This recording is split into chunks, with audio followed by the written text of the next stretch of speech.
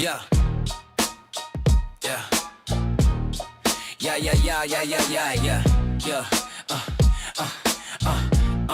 Shake it, but keep pointing out all the lies. Putting the scripture right in your eyes. The Bible guy, he reads Hebrew and Greek and shows you that your book's not unique. The Bible guy, he turns through the pages until every Christian rages. The Bible guy, watch one time and you're hooked. Now let's watch why the Christians get cooked. The Bible guy.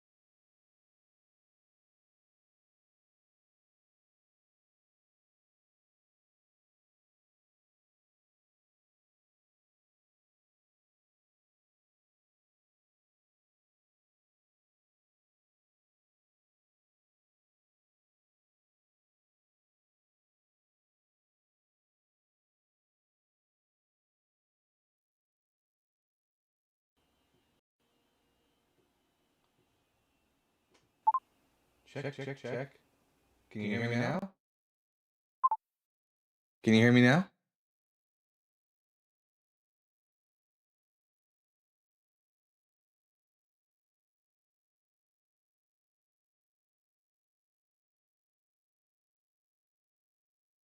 Uh. Okay. Okay. Good. Good. Okay. Glad I got that taken care of. All right. Anyways, hey everyone, this is the Bible Guy coming to you live from Northeast Texas, and today's show is super early because of Super Bowl Sunday, and a bunch of people are going to be throwing around balls on a field. So we're going to bring in a guest early. Already got a guest. That's fantastic. All right, we got a guest. Hello, guest. Robo. I got 3 preliminary questions for you, and then we can get into the conversation. And those questions are you at least 18 years old? What pronouns do you go by? And do you think Jesus is dead? I'm 22 and Jesus is alive. And what pronouns do you go by? Bro, I hate. Come on, bro. Like, little kids don't ask me this question. The exasperated sigh of a man-child. So, what pronouns do you go by? You have to answer the question, or else you don't get to talk to me. She, her. She, her. All right, Robo. She, her. Do you think that Jesus is not dead? All right, prove me wrong. I think Jesus is dead. Where's the body? Or bones? Where's the body and bones of Alexander the Great? Is he also still alive? No. He's in heaven, probably. But I would say that first of all, there's no stories of Alexander the Great, being the son of God, or being God and All right. resurrecting. Where's the body of Romulus then, who was the son of a god and resurrected and ascended into heaven according to the stories? Probably out there. Do you think Romulus is also alive? Do you think Eratosthenes No. is? Do you think how about Apollonius of Tyana? There's a resurrection story about him. Where's his body? But they're not the biggest religion. Like, these are nobodies just because there's different stories. Popularity makes something true? Yeah, I would say. So, long time ago, the majority of people thought the Earth was flat. Now the majority of the people. Well, the Earth is a flat, motionless plane with a firmament above it, and the sun and moon are local. Well, wait a minute. The majority of people think it's a globe, though. I thought the majority of belief made something true. I highly doubt. I don't think actually everyone think it's a globe. But no, the majority of people do think it's a globe. I wouldn't say that. I mean, come on, Well, bro. You think you'd be everyone in wrong. India? You think be everyone wrong. in India? Yes, the You think majority. everyone yes, in India knows? yes, the majority. Yes, the majority of things? people. Yes, the majority of people in India are actually in the 21st century, and they aren't flerps. Like the people of India might be like religious, and they might not be like a first world country, but they're not as stupid as to be flat earthers. So yes, the majority of people. Well, we're not dumb. First of all, flat earthers have. Yes, you are dumb. So the majority of people believe the Earth is a globe. Does that make it true? No. All right, so the majority of people believing that Jesus isn't dead doesn't also make it true. So we don't care about popularity contests when it comes to belief. That's an argument ad populum, which is a fallacy. So, anyways, can you prove that your Jesus isn't dead and he's not a corpse? Because he's in heaven. Prove it. We can't when you get to heaven. Well, that's lame. Prove it now. Well, I can't because I'm not on the spot. It'd be like saying prove Oh, the Antarctic ice wall. so you're I have ice conceding. there. So you're conceding that you can't prove Jesus isn't dead. But you're an atheist. You think God doesn't exist at all? Even if I believed in a God, I would still think Jesus is dead.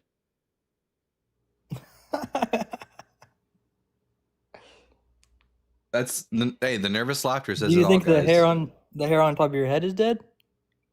Nope, it's still growing. So is this like? You're basically conceding that you don't have an argument for Jesus not being dead because you have to like start. I don't have a good argument off the top of my head, but it's just crazy to think that you don't believe in Jesus Christ. Crazy that the flat earther doesn't have a good argument. Isn't that wild, guys? Are we even in the least bit surprised? Insult. Yeah, Parker. It's insults and stupidity. That's all that flat earthers have. So, Robo, do you want to try again and give us a good reason to think that Jesus isn't a rotting, I just want to say that corpse? I would cook you on an. I don't care what you think you cook me on. Today's topic is on Jesus is dead. I know your flat brain is having a hard time comprehending that. Can you try it? Called sea level, not sea curve. Yeah, I don't give a shit about the fact that you're a conspiracy theorist. So, do you have any good evidence for your rabbi not being a worm food? Or do I need to move on? I don't look up to rabbis, by the way. I'm not Jew. Jesus was a fucking rabbi, you dipshit. Have you read the New Testament? He wasn't Jewish, you fucking retard. Well, okay, first off, you're not going to use one more slur in my life and I will drop you. Shut up, retard, you pussy-ass bitch. Alright, look. He's nothing more than a monkey throwing his feces because he realized he didn't have an argument. Typical man of God right there, guys. Yeah, by the way, Jesus was Jewish, you ding-dong. Like, the New Testament says as much. For fuck's sakes. You shall know them by their fruits, and he had some nasty-ass fruit, guys. Alright. Let's bring up the next guest. Adam Brown. Hopefully Adam Brown will be a better interlocutor than the last flurfer. Okay. Adam Brown, one second. Let me just write this down. Flurfer. I already forgot his name. What was his name?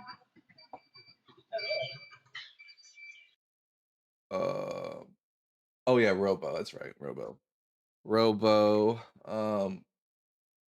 Let's see. Dumb, flat earther, throws poo-poo. All right. Adam Brown, I'm going to ask you 3 preliminary questions, and then we can get into the meat and potatoes of the conversation. Are you at least 18? What are your pronouns? And do you think Jesus is dead? Yeah, I'm over 18. He, him, and I'm Duncan. I'm friendly, but I got cooked on a live last night, so I just had a quick question for you. Absolutely, bud. Because I'm kind of reeling right now, and I need somebody who can read Greek because I can't, and that's kind of what cooked me, and I look stupid. Sure, yeah. What's the passage in question?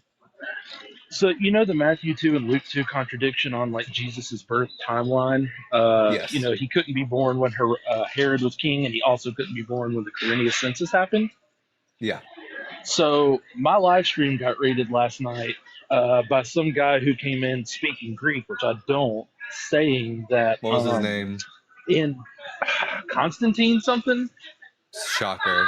Yeah, he's a dickhead. I don't He likes I to don't he know like him. let me guess, he spoke too fast and also used a lot of technical jargon to make you feel stupid, right?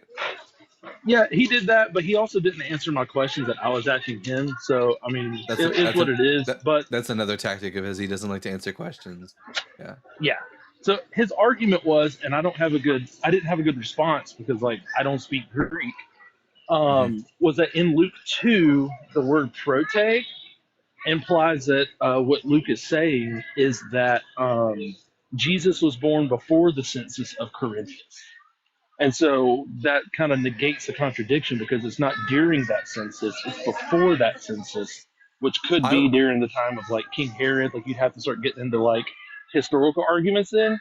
But like I yeah. don't really have a good argument for that because I don't speak Greek, so I can't say, well, you're wrong because I don't speak Well, Greek. in this case, what you want to do is, if you ever have a question about the Greek, just go to like use the BDAG or the Thayer's Greek lexicon and see what the entry is there on the Greek word. The typical meaning of the Greek word there is the first, as in the first census, and it doesn't make sense to say that this meant before the census of Quirinius because if you go on to read Luke chapter 2, Jesus' family are traveling to Bethlehem in order to be registered in the census of Quirinius. So saying that Yeah, took place and before it doesn't make any sense. that's my understanding of it. But and I read some stuff where like I was kind of looking into some scholarship and stuff where because I looked into BDAG and the word does kind of can mean like before, like the word prote the way it's used there. And so that's where I was kind of like, well, I mean, I don't know, man. I don't have an answer for you. I don't know what to tell you. Which that's always been my understanding of it is that that's the only reason this story was even told was to get Joseph and Mary to go to Bethlehem so Jesus could be born there, which is kind of what I brought up and he didn't address. But like, I don't have an answer for prote because, like I said, I looked into some scholarship and I looked at the BDAG and the definition he gave me matched the BDAG. Like he was even like, "Hey, go look at the BDAG." I'm not lying to you, and he was right. But like, I just don't know how like, you know, when he's sitting here telling me how like the words work and how conjugations work and how tenses work in Greek and definite articles. Like, I don't have any reputation for that because I don't speak it. You know what I mean? Oh yeah, no, that's just a tactic of Constantine. He likes to throw out technical jargon in order to make you feel stupid because that's all he got. That's all he has. He cannot actually debate the content of the Bible, like the surrounding history or anything like that. So in order to make you feel stupid, just point. But you need to like drive home to him that yeah, listen, the text clearly says like why is Jesus' family even in Bethlehem in the first place? They're there in order to be processed in the Well, census. Um, he was trying to imply that it was a different census other than the Quirinius census, possibly the Archelaus census, or even one before that, which would negate the Quirinius. Like, he was basically just saying you have to take Quirinius out of the whole argument. He's just not part of it, like, whatever. Um, yeah, which, I according see. to the way he was interpreting it, would be the case. Like, you can't use Quirinius at all because if it says before Quirinius, well, Quirinius is useless in this argument. So now you just have to start doing like a historical dive on what census he was actually talking about that made Joseph and Mary go there. Which is where I was running into the issue because when I looked into BDAG, he wasn't wrong about the translation.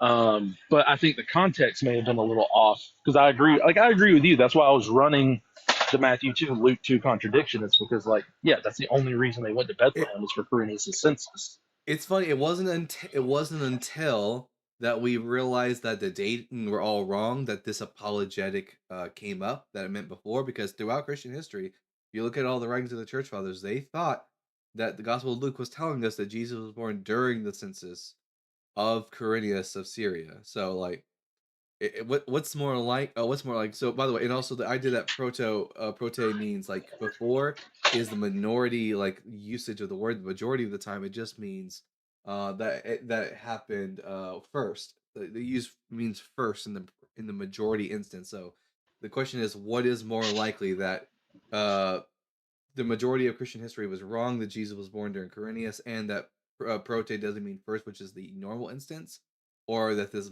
minority position that up until very recently Christians no one knew that what Luke was actually trying to say was that Jesus was born before the census of Quirinius. Well, and I tried Uncle to. Grazer isn't Him born and his yet. goon squad. Him and his goon squad came in and kind of raided me and took over my comments. And then I was trying to get him to answer why Irenaeus agreed with the translation, and like why Irenaeus said in was it Church Histories 5 that it was during the time of Luke was during the time of Quirinius' census, but then he Hmm. kind of dipped out before I could really ask him that. That's his, And then I was that's his, also trying to point him like, that's because he won't engage with anything other than Greek grammar because it's all he has.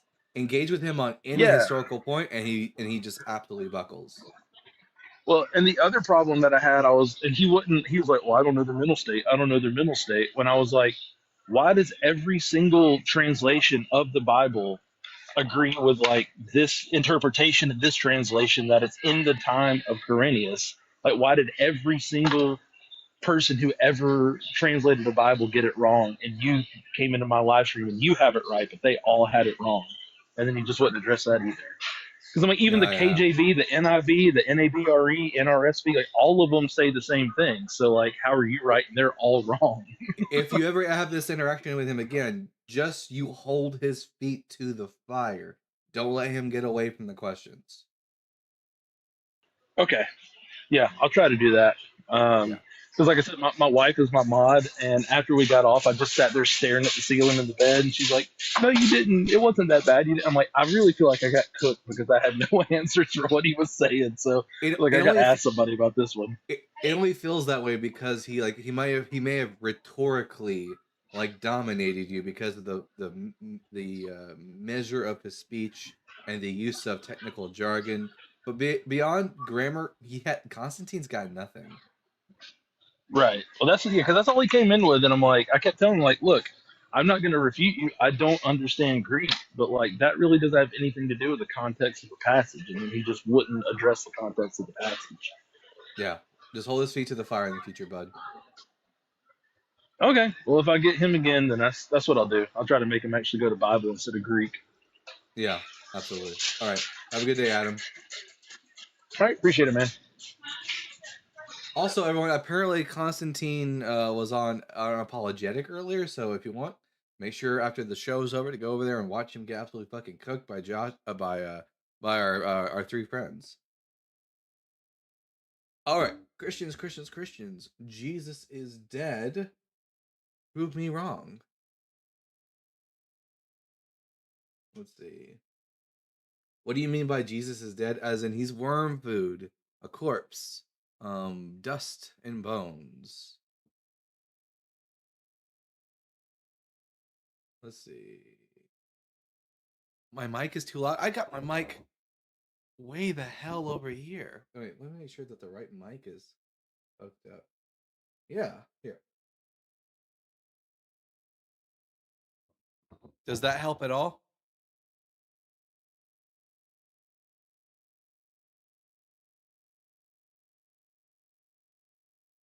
Let me know if that fixed the sound problem at all.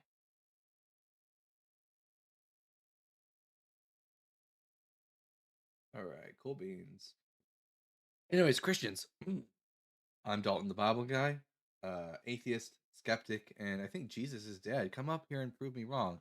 It would appear so far that no Christian has any good argument against Jesus being wrong. I mean, Jesus being dead.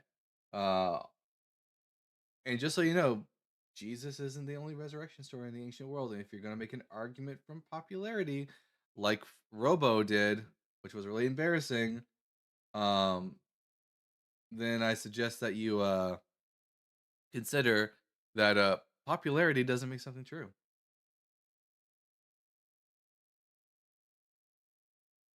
Evan Peterson says, "Oh, sorry, I missed that goofy Constantine getting cooked." Well, luckily you can go back and watch us cook on him, and also on Apologetic. Hilarious title, but no, definitely not. Well, Atheist Pounder, you're more than welcome to come up here and give me a good reason to think that your rabbi isn't a corpse.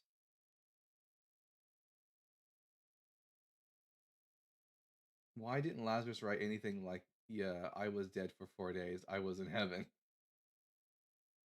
That's a good question. Although there are some people who think that there are some people who hypothesize that the original author of the Gospel of John was not the Apostle John, but rather was Lazarus, and that was the intention of the authors to make it Lazarus, which is a lot cooler, honestly, than John. What about the Matthew zombie apocalypse? Yeah, they never talk about the Matthew zombie apocalypse, do they? No evidence whatsoever outside of the Gospel of Matthew that a bunch of corpses rose from the dead and then walked around in Jerusalem. You'd think that someone would have wrote about how Grandpappy was back to life after being dead for so long. How when every tomb is empty? Yeah, literally making the claim that what about the? You know what's funny? The most ironic part about the empty tomb narrative that a lot of Christians say they love to point to the empty tomb as evidence that Jesus was resurrected. Now, I'm sure if you go to any tomb in ancient Israel, most of them are empty now. But beyond that, it's funny that the Apostle Paul never once makes an argument from the empty tomb. He never says to his audience, Jesus is resurrected and the evidence is his empty tomb. You can go and actually look it up. It seems like Paul is completely unaware of there being an empty tomb or of there even being a tomb at all. He never once references it. He only says that Jesus was buried, but he doesn't say in what manner he was buried. In my opinion, and also shared by Bart Ehrman, Jesus was probably thrown into a mass grave. And that's why they never point to an empty tomb.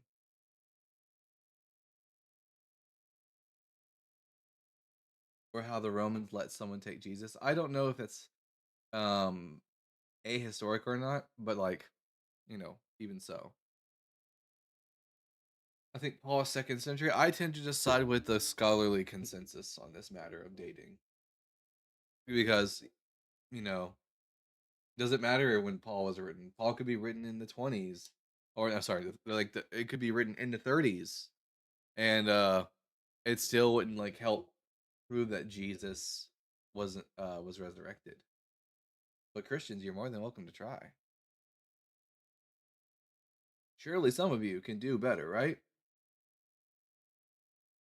I would like to say that it's funny that false prophets were told to be stoned and some think Jesus was a false prophet. Yeah. Although he wasn't stoned. He was crucified. Jesus was even a real person. I side on the side of yes.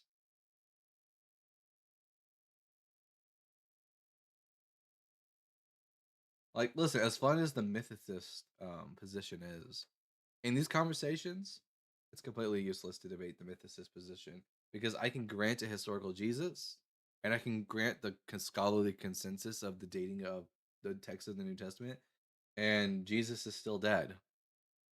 It doesn't help their position whatsoever.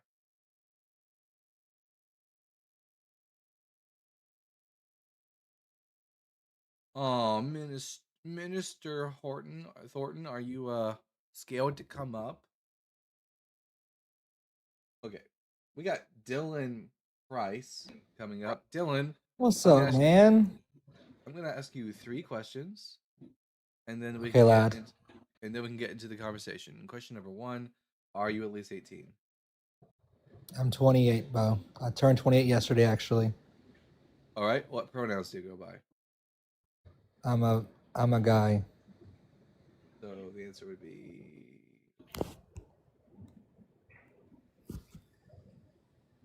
I'm a guy. so. But guy's not a pronoun. I guess I'm a lad. Is that better? Lad isn't also not a pronoun. He. Here you go. He, him. All right. Dylan, and last question, Dylan. Is Jesus Yes, dead? lad. No, Bo. All right. I think Jesus is dead. Prove me wrong. Okay. Why do you believe that? Because I've never been given any good evidence to suggest that he's still alive. Do you want to be a Christian or no? If it's true. What's true? True is anything which conforms to reality. Okay. Can you give me a true statement? Yes, I am on my show right now talking to you. How do we know that what we're seeing is true? Well, with an absolute certainty, you can't know anything with absolute certainty, but you can have high So probability. then there's no true statements then. Well, that nope. You don't need to have absolute knowledge in order to have true statements. Yeah. So then everything is just a belief. No. Well, yeah. Oh, yeah. All things are beliefs, but you can believe in true things. Yeah. You can believe true things. Well, what's true? Truth is that which comports to reality, and the way we know that something is comporting to reality is by our best observations. And you can't have absolute. No one's asking you for absolute certainty on anything. We're just asking for high probability that something is true based on the available. Okay. Well, evidence. can you give me someone that is probably true then, outside of TikTok? Outside of TikTok, yeah, that the Earth is a sphere. I would agree. All right, thank you. Now, enough of that nonsense. Can we give us a good reason to think that Jesus is Well, dead? I mean, I think it's nonsense because I think that a lot of atheists try to bring up true statements, but nothing in life is true. I mean, everything is a belief. You have beliefs, and I have that's beliefs. not that those aren't contradictory statements. You can believe true. You can have beliefs that are based on truths. I believe I'm on TikTok. Yeah. That's a truth. I believe the Earth is a sphere. You just already said that's true. So you can believe true things. So Yeah. are you? I'm assuming that the only reason you won't give me a straightforward answer is because you don't have any good reason to think Jesus isn't dead. Well, at the end of the day, everyone believes something, and like I believe that Jesus is alive. But why? Because I mean, it's my belief. I mean, I believe the four gospel accounts. Okay, why do you trust the Gospels? They're completely unreliable. Because it's the most accurate manuscripts in history. It's also the most written about manuscripts in history as well. Well, I believe it. The number of times. I mean, I believe it. First and foremost, the number of times that something gets copied doesn't make it more true. Okay, but it still doesn't change the fact that it's the most written. I wasn't done. I can write down something false a million times. Doesn't make it more true. Now the Gospels. Okay, but it doesn't change the fact that it's true though. The Gospels aren't true. When the Gospels prove can't it. agree. Prove it. You can't prove it. Yeah, you cannot prove it. And I'm about to do it, Dylan. Calm down. You mute me. It's fantastic. Calm down, big boy. Calm down. Now the Gospels can't agree when Jesus was crucified. Was Jesus crucified? That's not true either. On the preparation of the Passover or on the Passover? Do you understand the difference between Roman and? We're not gonna on the. I'm not talking. Can about I please talk or no? I'm not talking about. Can I talk or no? I'm not talking about the time of day, Dylan. We'll get to that next. I'm asking about the day. Was Jesus crucified on the 15th of Nisan, the Passover, or was he crucified on the 14th of Nisan, the preparation of the Passover? He was crucified at dawn. I didn't ask about time of day. Am I not speaking English here? I didn't ask about the time of day. But you're trying to say that it's a contradiction, and it's not. Dylan, I need you to interact with what I'm actually saying, not what you want me to say. I'm not asking what time of day. Because you're following a script, bro. Dylan, you can call it a script all you want. It just means you can't answer the question, or you refuse to engage because we believe different things. You don't believe the Gospels. I do. As simple as that. The fact that you're not able to. Can you please stop muting me? If you stop, I don't understand. If you stop talking over me, then yes, I don't have to mute all my guests like this. Only the ones who keep talking over me. So again, I'm going to hold your feet to the fire on this. Was Jesus crucified on the 15th of Nisan on the Passover, or was he crucified on the 14th of Nisan, the preparation of the Passover? To be clear, I didn't ask you about the time of day. I asked you about the day itself. Can I talk now or no? As long as you actually engage with what I'm saying. He was crucified on the same day in all four Gospels. Okay, that's your claim, that he's crucified on the same day in all four Gospels, right? Yes. All right. The Last Supper, what was it in the Synoptic Gospels? What was the Last Supper? Yeah. It's whenever Jesus ate with his 12 disciples before he got crucified. And what was that meal supposed to be, according to the Synoptic Gospels? It's what we observe in communion? No.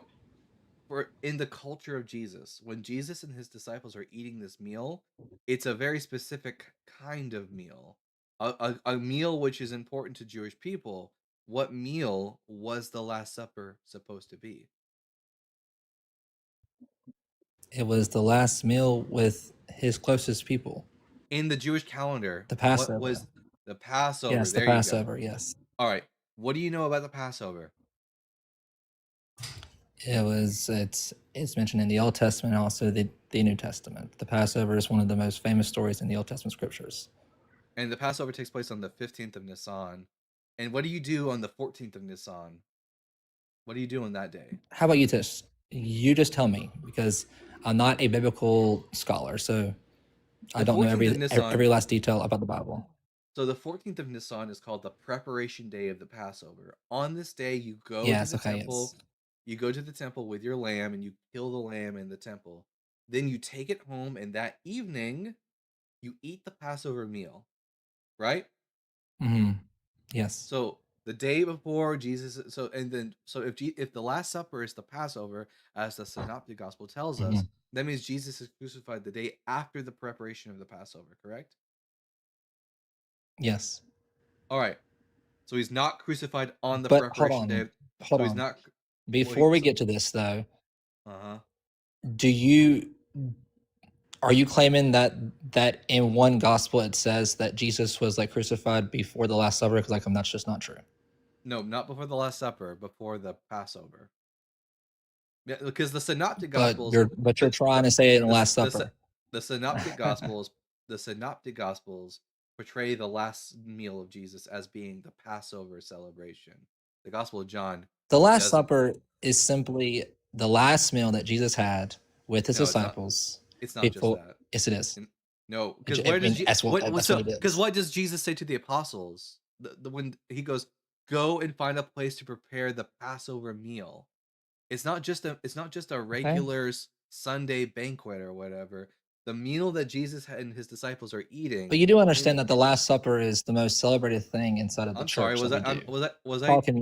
Did the middle of my sentence interrupt the beginning of yours? Do you think that I know it's fine. So guess is really immature. So Dylan, do the Synoptic Gospels not say that the meal that Jesus told his disciples to prepare was the Passover? Yes or no? If you so care about the truth, be honest. Dylan, I have to keep muting you because you keep talking in the middle of my sentences. I don't have to do this with other guests, just you. So, Dylan, I can't unmute you. You have to unmute yourself, bud. Now. Then stop muting me then, and stop using your host power to mute people. It's one of the most frustrating things that I have for Then stop interrupting me, and I won't have to mute you. It's as simple as that. Stop crying. Stop being a baby. I'm not crying. It's just have a annoying. Back and forth conversation with me. Stop interrupting me in the middle of my sentences, and I won't have to mute you. It's as simple as that. Okay, so in the Gospels, in the Synoptic Gospels, when Jesus goes and tells his disciples to prepare the Last Supper, does he say, call it the Passover? How about this? How about I go get my Bible and we read all 4 Gospels of the Last Supper? Is that fair? We're not going to read. No, we don't have the time to read. We don't have the time to read all of it. Well, why not? Why don't we go to Scripture where it's actually mentioned? We could read. I wasn't done talking. Jesus fucking Christ. We can read the specific portions that are important for the narrative. We're not going to sit here and waste time reading chapters. How is it wasting time? It's whole chapters of the Bible, Dylan. We're not reading whole chapters. Now, I could pull up. I have the Bible right here on the browser. And I have my physical Bible. Can I bring up that too or no? You're more than welcome to, but we're all going to Let's do it. Let's go through all 4 Gospels together then, okay? Well, we don't need to go through all 4. We just need to at least go through one of the Synoptic Gospels. We need to go through. Why can't we go through all 4? Dylan, you don't get to dictate. Exactly. He says read the Bible. I asked you. Actually, no. You're actually avoiding the question now. So my question again to you, Dylan, was: in the Synoptic Gospels, when Jesus tells his disciples to go prepare the Last Supper, does he call it the Passover meal? Yes or no? And then I said, let's go to the Gospels, and you said no. All right. No, why can't I go to the Gospels? Dylan, you're being dishonest. You're being dishonest, and everyone here can see it. I didn't say no. Okay, cool. Fantastic. Stop interrupting me in the middle of my sentence. I'm just gonna have to mute you every time you interrupt me. Okay. I said, no, we're not going to read whole chapters. I didn't say we're not going to go read the Gospels. I already had my Bible pulled up, ready to talk. So, nice try, bud. But no one here is falling for your shtick. Now, here we go. Matthew chapter 26, verse 17. It's on the screen, Dylan. I want you to read it for us. Let's find out what meal the Last Supper was. Now you can unmute yourself, Dylan.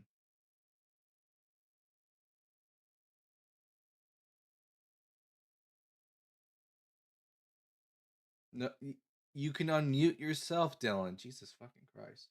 Must be his first day on the app. Can I set some rules first or no? No, you don't get to set rules. This is my live. So do you think that you're better than me or something? On this live, I'm the host. Are you fucking concussed or something? You don't get to make the rules on you don't get to walk into someone else's house and then make the rules for how they run their house. You must be fucking, so do you have an you must be fucking concussed or something if you think you can dictate to me how I run my live. Now you can read verse 17 or I'll just read it. Either way, the audience is going to see the problem with your position.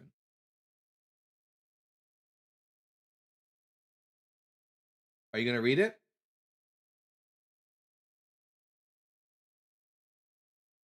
Okay, I guess I'll read it then. By the way, when you leave the screen, no one can hear you. On the first day of unleavened bread, the disciples came to Jesus saying, "Where do you want us to make the preparations for you to eat the Passover?" He said, "Go into the city to a certain man and say to him, 'The teacher says, my time is near. I will keep the Passover at your house with my disciples.'" So, Dylan, is the Last Supper the Passover meal?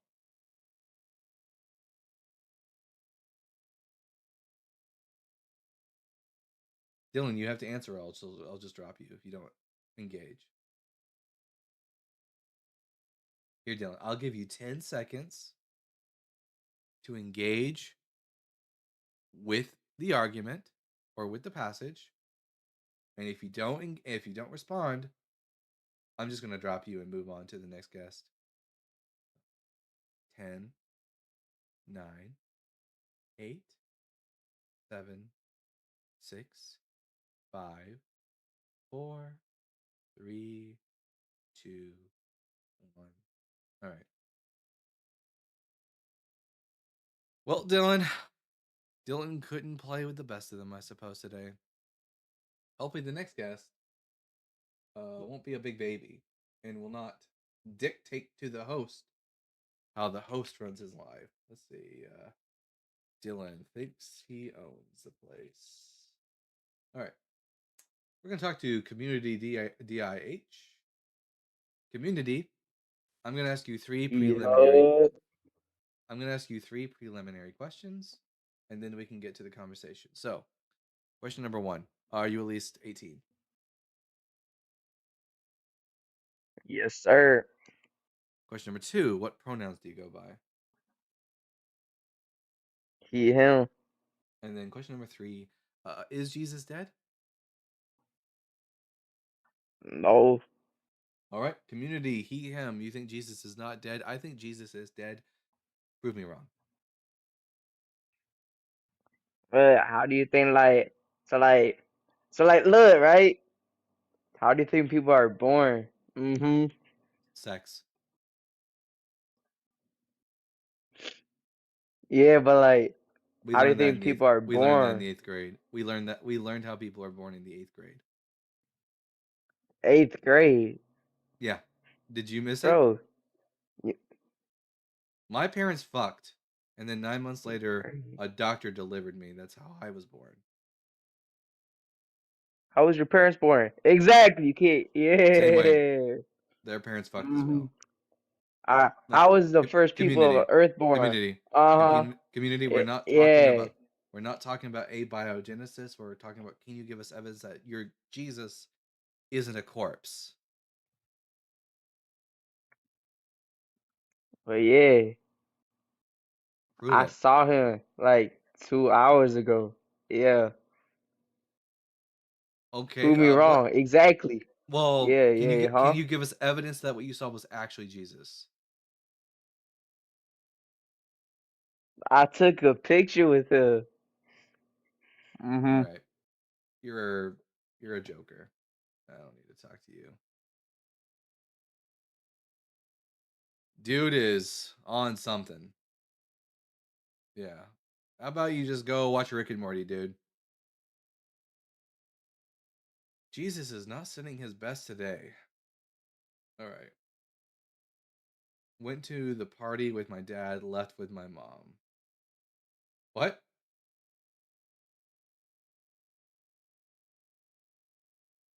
And unlike me, it's not prescribed, says Quantanut. Probably not. JC says, actually, Dalton, these are his best. That's what has me concerned.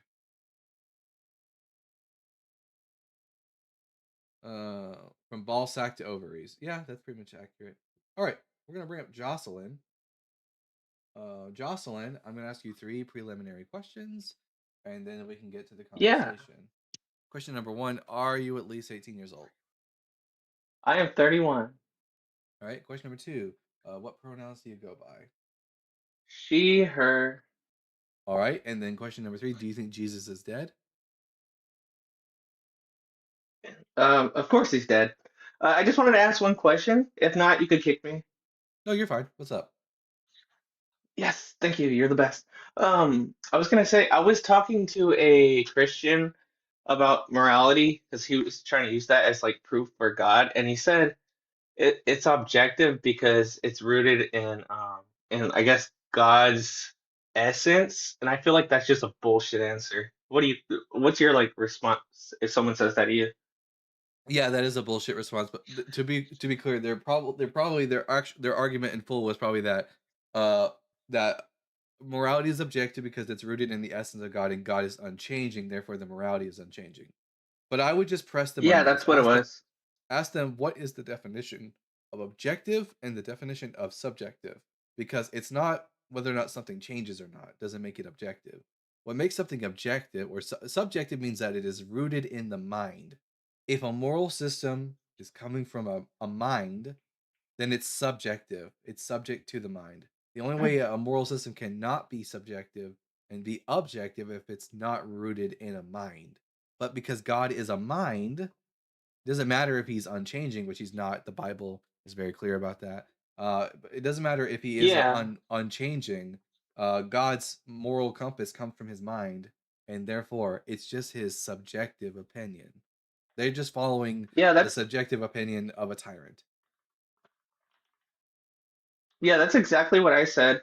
And well, almost exactly what I said. And then he was like, "No, I'm not talking about his mind. I'm talking about his essence." And I'm like, I feel like essence is just like it's like I don't know, to me like soul. They just I don't It's know, like meaningless. a word full of bullshit. Yeah. But It okay, is. thanks, Bible guy. Happy to help, Jocelyn. Have a wonderful day.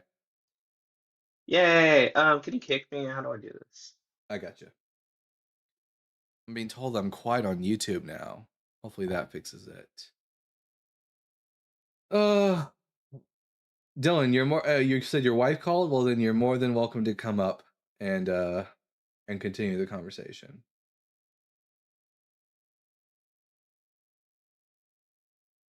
So, Dylan, I'm gonna bring up the passage again in Matthew chapter 26, and I have you read it for us.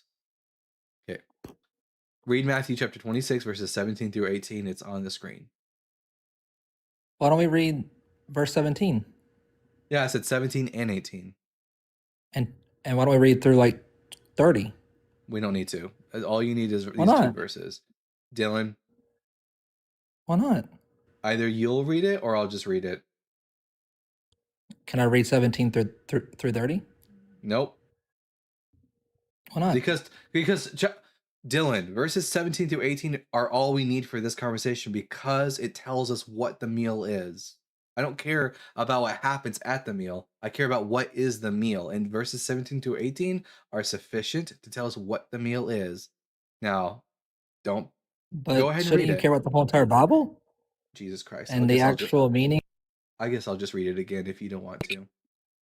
On the first day of unleavened bread, the disciples came to Jesus saying, "Where do you want us to make the preparations for you to eat the Passover?" He said, "Go into the city to a certain man and say to him, 'The teacher says, my time is near. I will keep the Passover at your house with my disciples.'" So Dylan, the Last Supper, what kind of meal was it?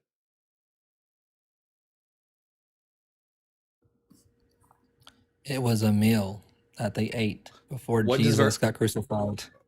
You're being dishonest. What does verses 17 and 18 tell us the meal is? Which meal is it? According to 17 and 18. Can I ask a question? Nope, you can answer my question. You can ask a question only once you Why actually can I ask a question? Well, you can only once you honestly answer my question. What do you want me to say? The correct answer. And Which is? Well, according to verses 17 through 18, it tells you the name of the meal that Jesus and his disciples ate. What is the name of that meal? The Passover. Thank you. The Passover. Now you can ask your question, but then I'm going to end up just going back to this conversation because we're not pivoting away from this conversation. Why do you only care about those two verses? Because I wanted to know what the meal was, whether or not it was the Passover meal or not. And only verses 17 through 18 what is it with you talking in the middle of my sentences? And only verses 17 through 18 are Dylan, an adult can wait their turn. 17 through 18 are sufficient for us to know what kind of meal the Last Supper was. That's why I don't care about what the rest of the verses say, because I wanted to know what meal this was, not what was happening at the meal, just what type of meal was it. That's why it doesn't matter what the rest of the verses say. Now, you concede that the Last Supper was a Passover meal, correct? Can you read verses 26 through 29 for me? Yes or no, do you concede that the Last Supper was a Passover meal? So you can't do that for me? I'm not letting you pivot. Yes or no? I let it pivot. It's great. Usually I play a song when I pivot. I'm not going to move on until you answer the question yes or no. Yes or no, was the Last Supper a Passover meal? Are you going to run away? You know we can tell when you leave the screen. Quantonaut says, "Oh wow, checked his profile. He actually is an adult. That's even sadder." Yeah. Dylan, you're showing everyone how much of a coward you are. So yes or no, is the Last Supper a Passover meal?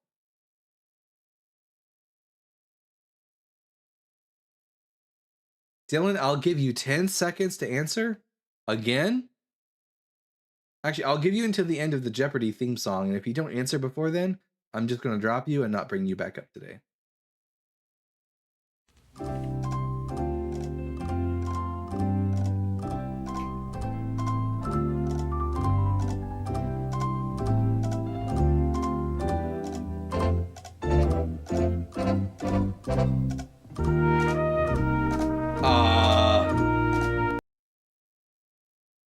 He ran.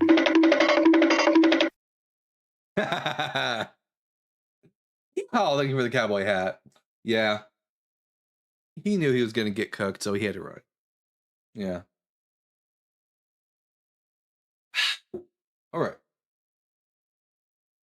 We're going to bring up the next guest, who is Cody Lynn. Cody, I'm going to ask you 3 preliminary questions, and then audio is doubled.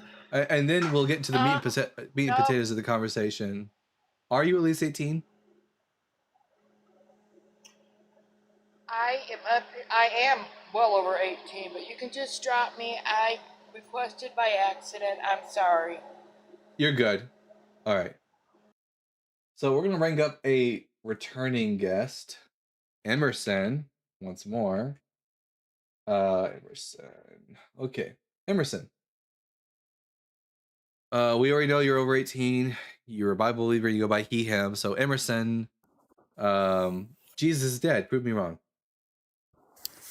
Well, that's not even possible to prove that wrong. You can give evidence to why that may be the case, but it's not like you can like. What's your best evidence that Jesus isn't a corpse? Would you consider the prophecies being fulfilled as evidence? Nope, because there is no prophecy about the Messiah being dead and coming back to life. And even if there was a prophecy, it doesn't mean that Jesus fulfilled it. You have to demonstrate that Jesus actually did do the thing. So the prophecy is irrelevant. Do you believe Jesus existed? Yep. And he took a huge L from the Romans, and that was the end of him.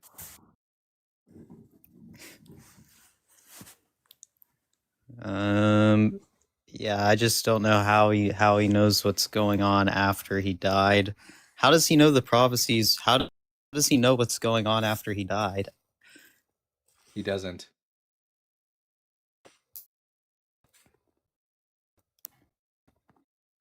Why did he predict the temple of 80/70 if he didn't? Jesus, those are before Jesus' he died. words. We don't trust the Gospels as historically reliable evidence of anything, let alone what Jesus said. I don't believe for a moment that Jesus actually predicted the fall of the temple, because we don't trust. We don't trust the Gospels. Also, you're cutting out really badly. Yeah, I think it's because I have like a red bar or something.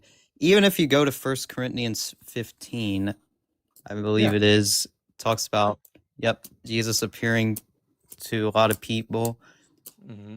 What is after the nature? He died. What is the nature of that appearance? The nature, a bodily appearance. What are you talking about? Are you sure? Does it say bodily appearance? Or does it just say that Jesus appeared to people? Yeah, how he appeared to people. What else would that mean if it wasn't physical? Hallucination. What? Are you familiar with bereavement hallucinations and collective delusion? Like you're just saying you think you're playing mind games or what? Like I'm not playing a mind game. I'm asking you a question. No. Do you know I'm what saying bereavement? Do you know what bereavement hallucinations are? Like when you think you're seeing something but you're not, maybe? So a person who's grieving the death of a loved one, whether that be a friend or a family member, an attachment figure, someone you're attached to, especially if that person dies a very violent death, 30 to 60% of people who experience this kind of grief will end up hallucinating or having some sort of experience regarding that dead loved one. Either they will visually hallucinate them, they'll have an auditory hallucination, or they'll just have a sense of feeling their presence very strongly in the room with them. This is just this is completely psychological.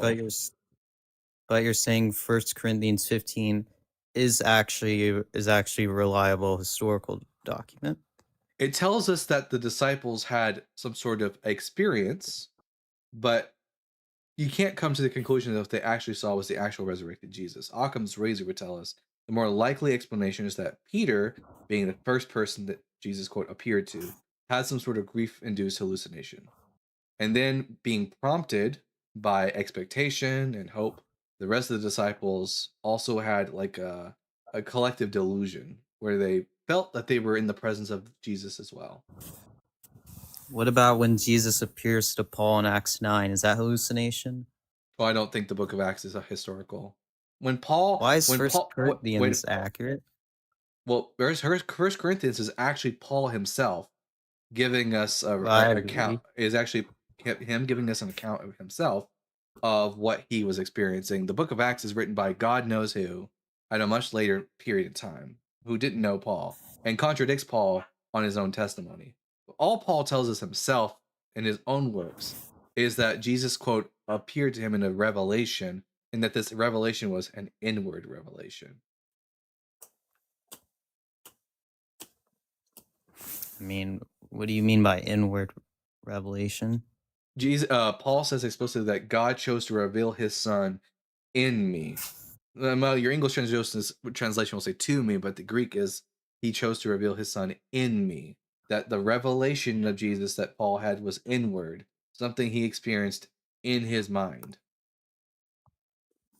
Okay, but the point I'm trying to make before is that, so if Paul's the one that's actually writing First Corinthians, but you don't think Luke wrote Acts, but since Paul's the one writing, that means it's like automatically right or something? Like this has to be someone. The author of Luke never tells us who. The author of Luke/Acts never tells us who they are. They never say, "I am Luke." Those attributions are much later Christian tradition. Even the scholars, but Paul, in the consensus of biblical scholarship, Emerson, is that the Gospels and Acts are anonymous works. That's the consensus. I'm aware of that, but even the scholars, though, they say like Paul didn't write some of the epistles, but they're claiming to be Paul. Yeah, First Corinthians would be an example of an authentic Pauline epistle, as with Galatians and Romans. So that's what we're doing. You brought up First Corinthians. That's an authentic Pauline epistle. So we know who wrote it. They actually signed their own work. Why would Paul be? It just kind of seems like we're trying to put like dogmas in there. Dogmas? I don't think you know what that word means. No, we're simply reading Paul for what he says. Paul makes a claim that Jesus, quote, appeared to certain people, but he doesn't go beyond that. He doesn't describe the nature of the appearance. Like, did they all see Jesus doing the same exact thing in the same exact way? We have no evidence of that. Well, we have evidence that they saw him.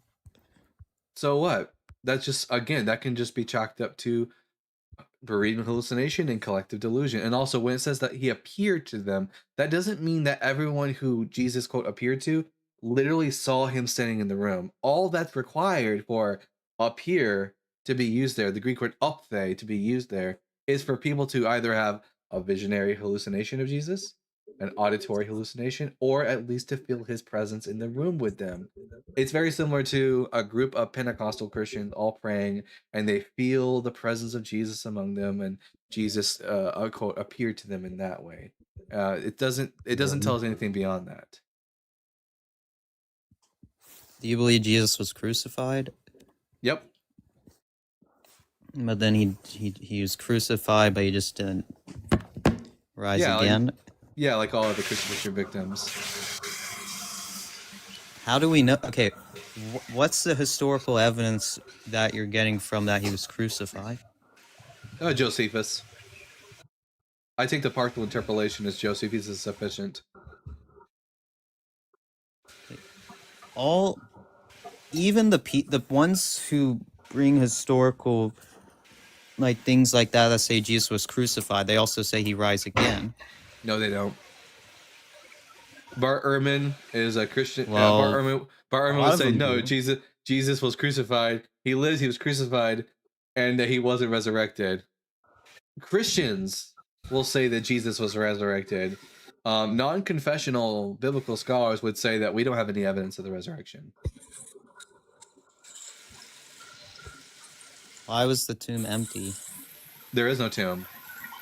Isn't it funny? Here, Emerson. Where does Paul ever make the argument from the empty tomb in his epistles? I'm not sure if he does. He doesn't. Don't you think it's kind of weird that the Apostle Paul never once says, "And you should believe me because the tomb is empty"? What happened to most crucifixion victims after being crucified?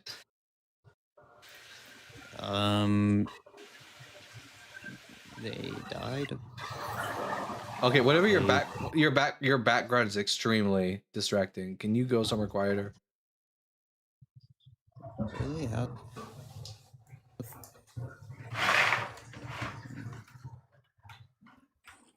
Are you in a bathroom or something? No, I'm just in my basement. Is it better now or what?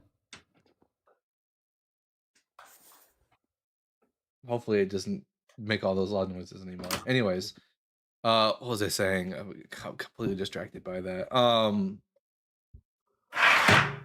Oh, Jesus Christ. Whatever that sound is, it's too distracting. You need to go somewhere quiet. I'm muted. I don't think that's me. Oh, wait a minute. Well, there's no one on. It's the only other person here is it's just you and me. Not coming from me. And there's no one on my video ninja right now, so I was muted that time. I'm not sure. no, you weren't. Here, mute up right now. Okay. Where's that sound coming from?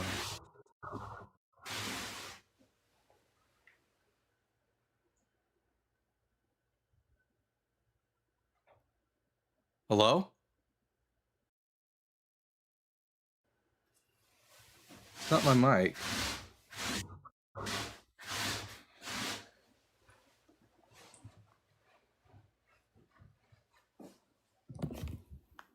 What the actual fuck is going on? 1 second.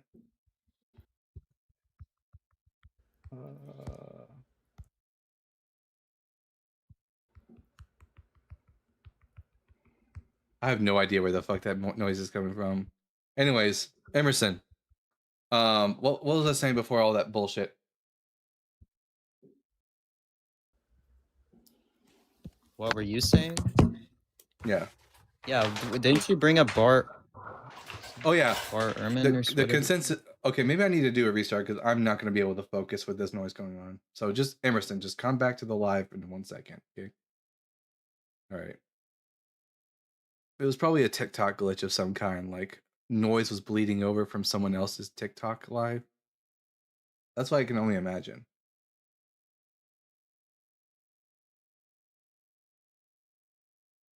That was crazy. All right. I'll give Quentin, you can wait until I get done with Emerson.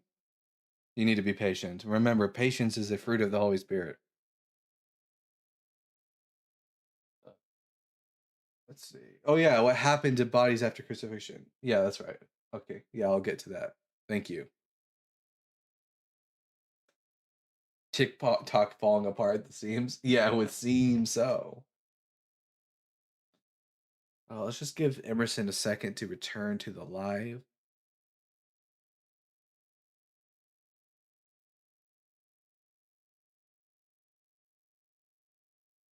Yeah, thank you for the cowboy hat. And we are back, says Ashley. Yep, we sure are. We are so fucking back. Alex, that is the correct answer. All right. Emerson, I remember now what I was talking about. What happened to the majority of crucifixion victims after they were crucified?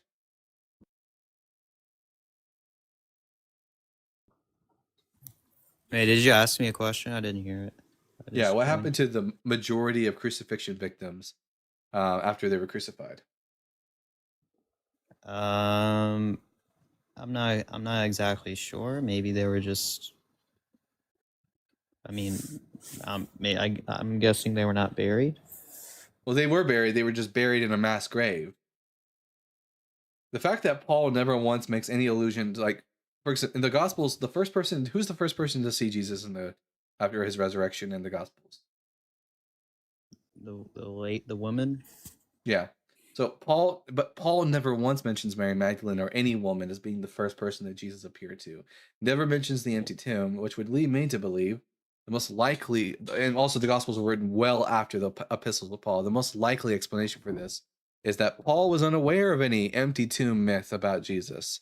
That Jesus was probably thrown into a mass grave, like most crucifixion victims were, and that I wasn't done. Anyways, Jesus was thrown into a mass grave, as most crucifixion victims were, and then that Peter was the first person that Jesus, quote, appeared to, and which was probably just inspired by a grief-induced hallucination.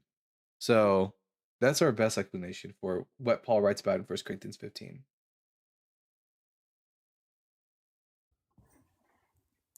Okay, going back to atheistic scholars, I just looked it up that Bart Ehrman actually believed that Jesus was buried in a tomb. Nope, you should go and listen to his podcast. He says explicitly that he denies the empty tomb narrative now. I don't know if that was recent or what. Well, I'm not sure if like he believed it and then he rejected it or what. Yeah, he said he used to believe in empty tomb, but now he rejects that because we don't have any good evidence for it. Yeah, I looked it up on ChatGPT. It gave me that answer. Don't get your answers from ChatGPT. Yeah, but the point is, like, why are we using Paul like as evidence of like not seeing? He's our first ever Okay, Christian but writer. first-hand document. Yeah, then we have a first-hand Christian writer saying Jesus appeared. No, we don't. Yeah, 1 Corinthians 15. That's Paul. Most scholars believe Paul wrote that. That's what we've been talking about, Paul. All we talk about is that Paul says Jesus, quote, appeared to people, and I've already told you the explanation for that. I don't think that's I just don't think that makes any sense. What's more likely, Emerson, psychological phenomenon which we know happen to other people because we have documented experiences of people having bereavement hallucination, or magic? Well, it's not magic. It's indistinguishable from magic. Okay. So we go to. Okay, let's just see what it says. It says, yeah, he literally talks about in verse 3, "For I delivered to you first of all that which I also received, that Christ died for our sins according to Scripture, and that he was buried and he rose again the third day according to the Scriptures." See, that's firsthand. He rose again. Well, that's not firsthand. That's Paul. That's not firsthand. It's Paul recounting. On the third day. That's not firsthand. Firsthand would mean that Paul actually witnessed it. No, this is like Paul recounting the theology that had been passed on to him. Okay, but yeah, okay, I understand that, but Paul is, I mean, Paul's a reliable source. He's the one that is the one that's writing it down. All Paul is telling us what he believes as a Christian. He doesn't have any actual evidence of this. All he has is people that Jesus, quote, appeared to. But again, this is perfectly explained through psychology. I don't know if there's just like 500 hallucinations or... Nope, not requiring 500 hallucinations. All that's really required is for 500 Christians to get together, to worship, and to do whatever, and for them to have a collective experience that they all feel Jesus, or for a couple of them to see him, or for a couple of them to hear him. It doesn't require that they all actually see Jesus standing in the same room, because we don't have any... Do we have any information about the 500? Yeah, wait, the chat's talking about 500. It's in verse 6. What do we know about the 500? What? That he was seen present with them? I mean, that's what it says. Nope, not seen present with them. That he, quote, appeared to them. And as we've already... No, it's the Greek word ophthe. And again, ophthe cannot mean not only a physical appearance, but it can also refer to that Jesus appeared to them in the sense of that they were all in the room together and they felt Jesus. It could be an inward experience of Jesus, just like Paul, because Paul says later on, last of all, he appeared to me. In Paul's own words, he tells us that his experience with Jesus was inward. If we go to verse 7, it says, after that, he was seen by James. Like, he appeared. Seen by James, then appeared. He was seen by James, then by all the apostles. He appeared to them. The question is, what is that? What is the nature of that appearance? Do we know that what they saw was something that's not? They don't. It doesn't. Well, have you? Okay. Okay. How can you see something that doesn't exist? One time, I was walking down the road on a hot day, and I saw a puddle of water. And then when I got close to it, the puddle of water wasn't there. How can you see things that don't exist? People do that all the time.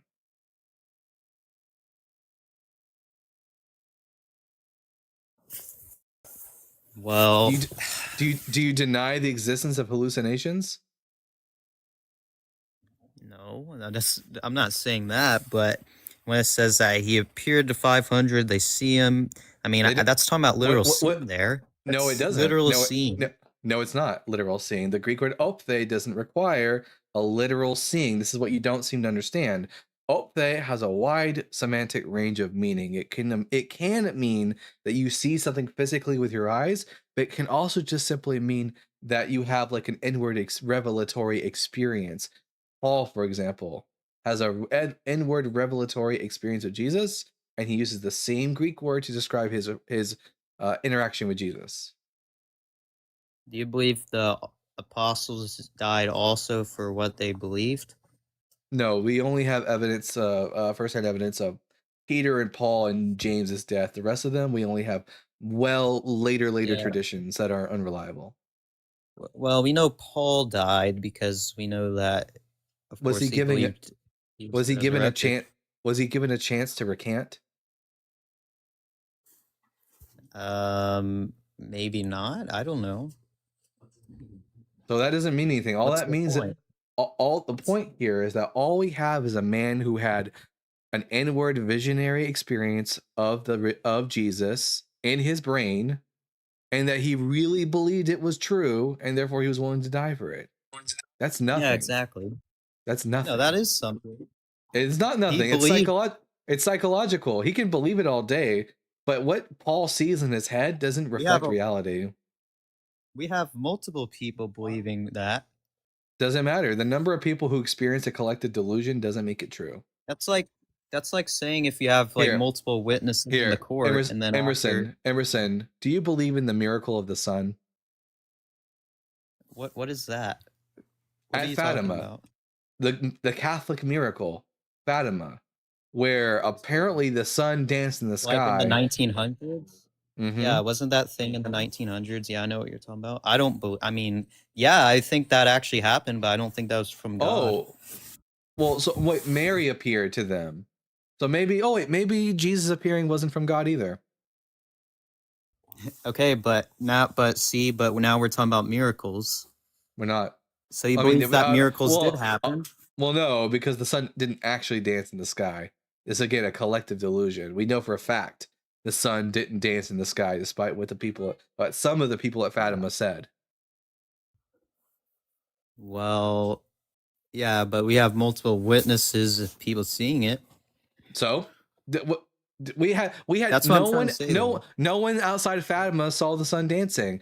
People in China did not see the sun dancing. It remained nighttime in China while Fatima was occurring. The earth did not suddenly shake in its spot, unless you want to make the claim that there's a worldwide like conspiracy to hide that the sun was dancing in the sky.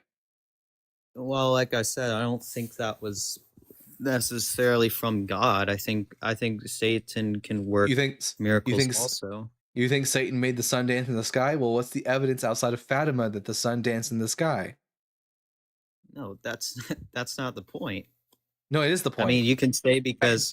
No, that's the point, Emerson. The miracle of the sun states that the sun was dancing in the sky. If Satan made the sun dance in the sky, how come no one else saw it outside of Fatima? I'm pretty sure like hundreds of people were there to see it like as soon as time kept passing outside of Fatima. People didn't see it. So how is it, unless there's more than one sun, and there's just a sun for Fatima, and all the other world has a different sun, how is it possible that the rest of the world didn't see this? If you just want to make that's what I'm saying though, because that doesn't mean it's about like the literal sun. I'm not even trying to contest that. So now the sun didn't dance in the sky. So what they were just seeing something that wasn't real? They're seeing something that wasn't real. That doesn't mean. Well, I'm not sure exactly how the story goes, but I don't think that was like a genuine miracle. What about the people at Fatima who didn't see anything? Okay, what's your point on that? But yeah, a lot of people said they saw the sun dancing. In other words, that people were prepped for this. By the way, it didn't happen on the spot. People were expecting this to happen, so people traveled. Yeah, exactly. People would travel to Fatima with the expectation that they were going to see something miraculous happen, and of course, because of how collective delusions happen, eventually a lot of people thought that they were seeing a miracle occur. The same thing is true with the 500. There was an expectation because the apostles were already preaching Jesus. There was an expectation that Jesus was already resurrected. All that's required is for 500 believers to get together to Well, pray and to, I wasn't done talking, to pray and to fast and to engage in rhythmic chanting and stuff like that in order to induce a collective delusion where people either, a number of people either saw Jesus, heard him, or just had an inward experience of him. That's all that's required for the 500 witnesses to occur. well, we don't know. I mean, actually, no one thought that he was going to resurrect because even the apostles were. That's why. That's explained by what I've already said. The only reason Yeah, no. that the first you the said the that only you said the they only put it reason there. the only reason that the apostles believed Jesus was resurrected was because of what Peter testified. Peter, who was a grieving man, grieving the loss of a loved one, had a bereavement hallucination. 30 to 60% of people experience bereavement hallucinations where he saw a vision of Just Jesus. hallucinations in general, not bereavement ones. They're Oh, well, but bereavements are one of the most common type of yeah. hallucinations. But what was I saying? Oh yeah, he had a hallucination of Jesus, and as a result, he believed that Jesus was still alive. That's all that's required. It doesn't require them to have a prior belief in the resurrection prior to Jesus' death. All it's required is for Peter to have a hallucination after his death. Well, it's not just Peter. We have multiple. Yeah, Peter people. goes. That's kind of tough. Peter goes to the 12, tells them what he experienced, and now they are primed to experience a collective delusion. Okay. And all that's required is for them to feel as if Jesus is in the room with them, for that to meet the criteria for Jesus, quote, appearing to them. Why is Jesus like literally eating like fish? He's not. Fish with the disciples. He's not. I mean, that's the Gospel of John, but we don't trust the Gospel of John because it's not a historical book. Okay. The Gospel of John can't even agree with the rest of the Gospels when Jesus was crucified. You think I'm going to believe it when it says that Jesus was eating fish? Well, I mean, he still did things after he resurrected. Not according to Paul. All Jesus does, according to Paul, all Jesus does after his death is appear to people. That's it, and give messages in visions and stuff like that. There is none of this. Okay, he eats with them. He talks to them. They touch his physical body. None of that nonsense is in the earliest Christian writings. That doesn't happen until you get to the later Gospels. Yeah, I just don't know like why Paul's reliable, but then when we get to the passage about the 500, he's all of a sudden he's not. Paul is reliable.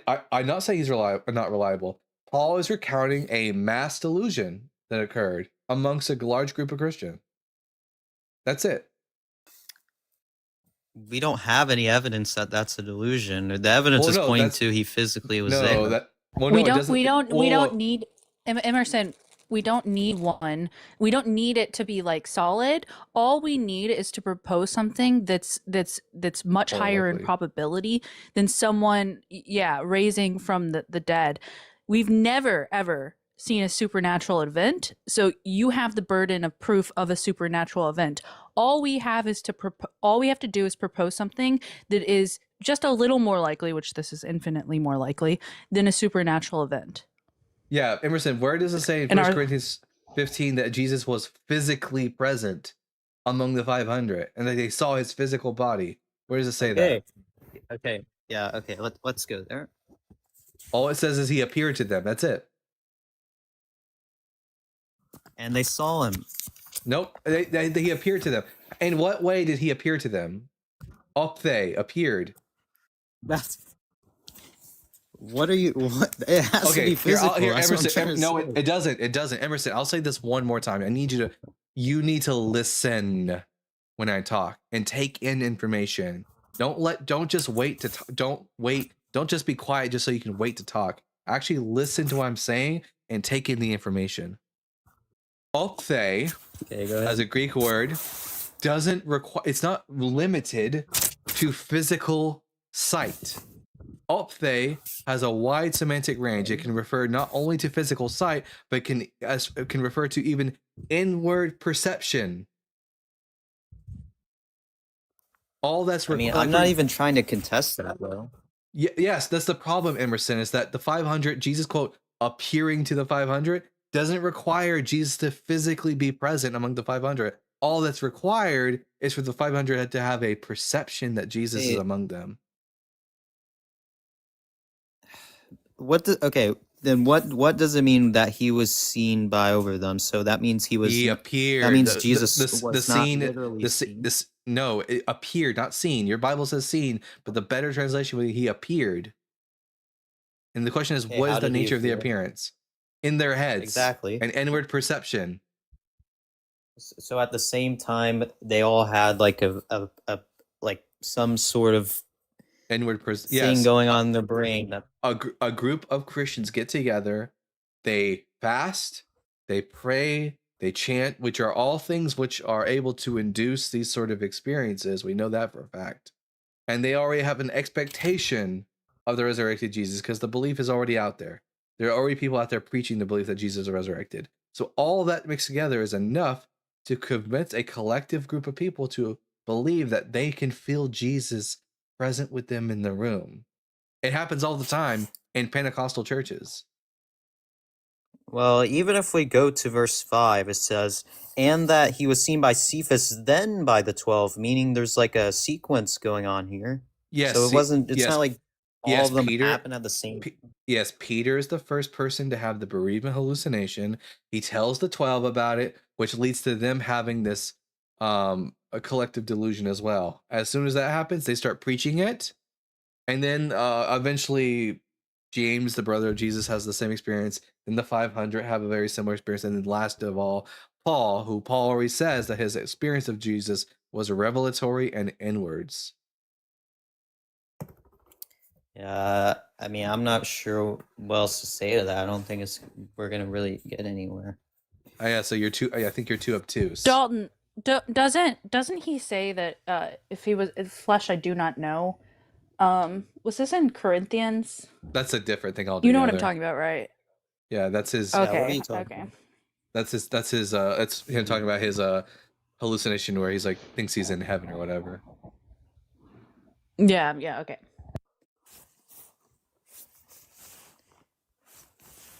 But you're too obtuse. You're too obtuse. That's the problem, Emerson. I mean, we've already experienced that twice on this show. You're too dogmatic. You're too dogmatically bound that you're not willing or able to see anything other than what you already believe. In a way, that kind of forms like a dogma in your paradigm because you're trying to put 1 Corinthians 15 like it has to not be supernatural. No. The problem is that supernatural claims we just don't assume that they're real. That's all. Like we just anything that we propose is more likely than a supernatural event besides obviously a supernatural event. You're the one that has the burden of proof. This isn't a dogma. I could just say he made it up as well and it would still be more likely. I could make up crazy stories. As long as they're not supernatural, they're still more probable than the supernatural. Yeah, as Quentin in the comment section says, it's called the null hypothesis. I'm not dogmatically bound to this because if you provide good evidence, I'll change my mind. This is not about dogma. This is about data. The data does not support a physical resurrection. Like, for example, just think of the old saying, if you hear hoofbeats in the distance, think horses, not unicorns. Whatever is more likely to be true, that's the default position. And psychological experiences are infinitely more possible or plausible than magic. And yes, it is magic. I mean, I would make the case that somehow that 500 hallucinations are like almost as equally improbable because why is all of a sudden that not hallucination? No, it's not. 500 didn't experience a hallucination, collective delusion. Emerson Harris, do you know what mesmerism is? This is a very vastly known and studied scientific phenomena of groups. No, I mean, I'm not sure. I think it's just like it's 100% possible. It happens actually quite a bit. No, I'm saying in groups all the time. It can be possible. I'm just saying that's still on the other hand is very more likely. That's more likely than it's magic. not unlikely. It's not unlikely, and like Dalton It said, is 500 people. between 30 and 60% of the population, Yeah. according to the World Health Organization, experience hallucinations. In fact, we see it actually quite often in Latin American countries, more so like bereavement hallucinations. It would actually be more weird when addressing a patient who isn't experiencing a bereavement hallucination. And sometimes this happens in groups. Well, people in groups will see a loved one come back and appear to them. This is a really common phenomenon. Just because you're American and you don't understand what culturally is prevalent outside of the United States isn't our problem. You just don't know about it. I mean, no, I'm not trying to contend that those things don't happen. Like I said, I was just trying to say that, like, all 500 people having hallucinations or mesmerism or whatever you want to say, not is hallucination. No, it's not improbable. It's expected, actually. 500 people having a collective delusion, which we're prompted to have that delusion. Yeah, that's expected, especially in a polyphasic community, an ancient community that prized the idea of these like sort of delusions as being real. Yeah, we would expect this in the ancient world. I mean, like, I don't think this is gonna go anywhere. Yeah, because you don't have any evidence for Jesus not being dead. All you've got. Well, I did bring up the evidence, but then now we're saying it's not. Wasn't physical. very good. Wasn't very good. Okay, you can't prove to us. You can't prove to us that's not psychological. Okay, you can't. Well, I mean, you can't prove anything about that. You can use evidence. No, mine's more likely. Mine's more likely. Okay, but wait. Let's forget about the fact that Jesus did not die and resurrect. If there was just a person that said, "Look, 500 people saw him," they're gonna think like, "Yeah, it's physical." Nope. Well, maybe you might, but the ancient Israelites, the word appeared. Again, you keep using the word saw. The word appeared. Ophthe here means appeared. Is a word which it does not relate only to physical sight. It's used throughout the Septuagint to describe visions. I saw the Lord high and lifted up, and the train of his robe filled the temple. You think Isaiah was literally seeing God in his temple, or was he having a vision of God? I mean, he could have had a vision of God that he saw also. Here, Daniel saw God in the vision. I mean, Daniel says that he sees a four-headed leopard with 4 wings rising from the ocean. Is this literal? Is there a four-headed leopard? Because Daniel literally tells us that's symbolic.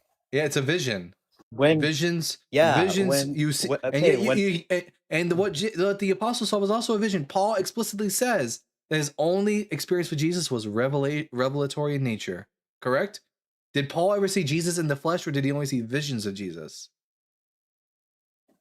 Yeah, I mean, the first time was probably Acts 9. No, was that physical, or was it a vision? Even if you want to include Acts 9, which I don't. But was it physical, or was it a vision? No, I mean, you can say I mean, of course that's a vision, but that doesn't mean he saw him in person. I mean, that doesn't mean he saw him physically. That was a vision. And does Paul use the Greek word ophthe to describe that visionary experience? There's a good chance he did. Is 100%. There's a 100% chance he did in 1 Corinthians 15. So, using the Greek word ophthe to describe the way that Jesus appears to people doesn't require Jesus to be physically present. He wasn't. Anyways, I'm not. Again, we don't just assume the Book of Acts is true, because it's not. It's fiction. It's a novelized fiction. Yeah, we're just kind of like picking and choosing what we want. We're not picking and choosing. We're not picking and choosing. There's a huge difference, a huge chasm difference between that Book of Acts and the authentic epistles of Paul. At least the authentic epistles of Paul date to around 20 years after the resurrection of Jesus, during the lifetime of Paul, and were signed by him. When do the Gospels date? Yeah, the Book of Acts is probably written early 2nd century CE, and written by we don't know who. What about the Gospels? Mark as earliest is in 70 AD. Matthew sometime around 80. John, and Luke sometime in the 2nd century. And we don't know they're who not wrote them. reliable. Yeah, Oh, yeah, and we don't know who wrote them, but they're really not reliable. The Well, I Gospels mean, they can't- were written the, in go- the first the Gospels century. the Gospels can't even agree as to what day of the week Jesus was crucified. You think I'm going to take what they had to say for anything? Okay, you want to show me what you want to show me that? What are you talking about? Oh yeah, the Last Supper. What was it? What was the Last Supper? Yeah, so hopefully you'll be smarter than Dylan on this, but I'm skeptical. What is the Last Supper according to the Synoptic Gospels? When they were eating? When they what's your question? What festival was the Last Supper? At a supper they were eating. Groundbreaking, Emerson. Huh? What festival were they celebrating at the Last Supper? What? The Passover, Emerson. What are you talking about? There you Yeah, go. Because you, I because you thought we saw, already you said go- that. Because you You saw already it in said the, that. you saw it in the comment section. Don't play it off. Anyways, so No, but you already said the that. Last Supper is a Passover celebration. What happens the day before the Passover celebration? What is that day called?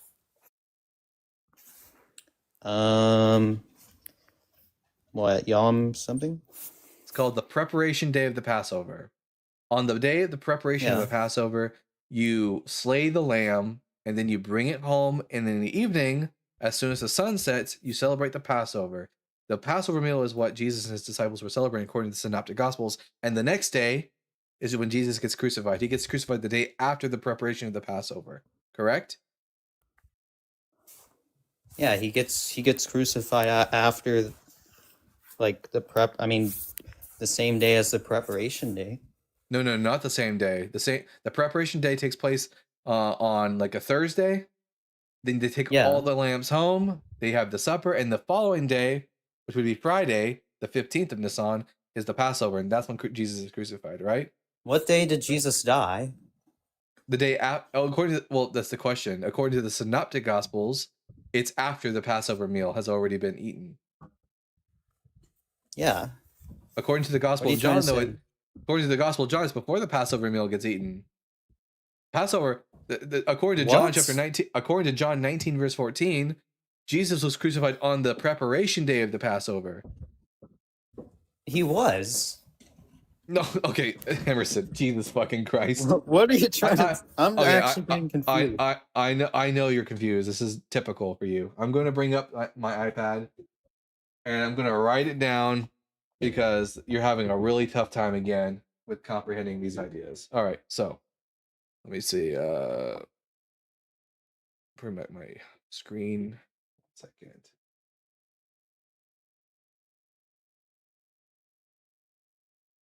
All right, and my iPad. All right. From our last conversation. Okay. You have that saved? Anyways, so there's the preparation. This is how the Passover works. All right. So, no, I don't want it to be sideways. What are you doing? All right. You have the oops.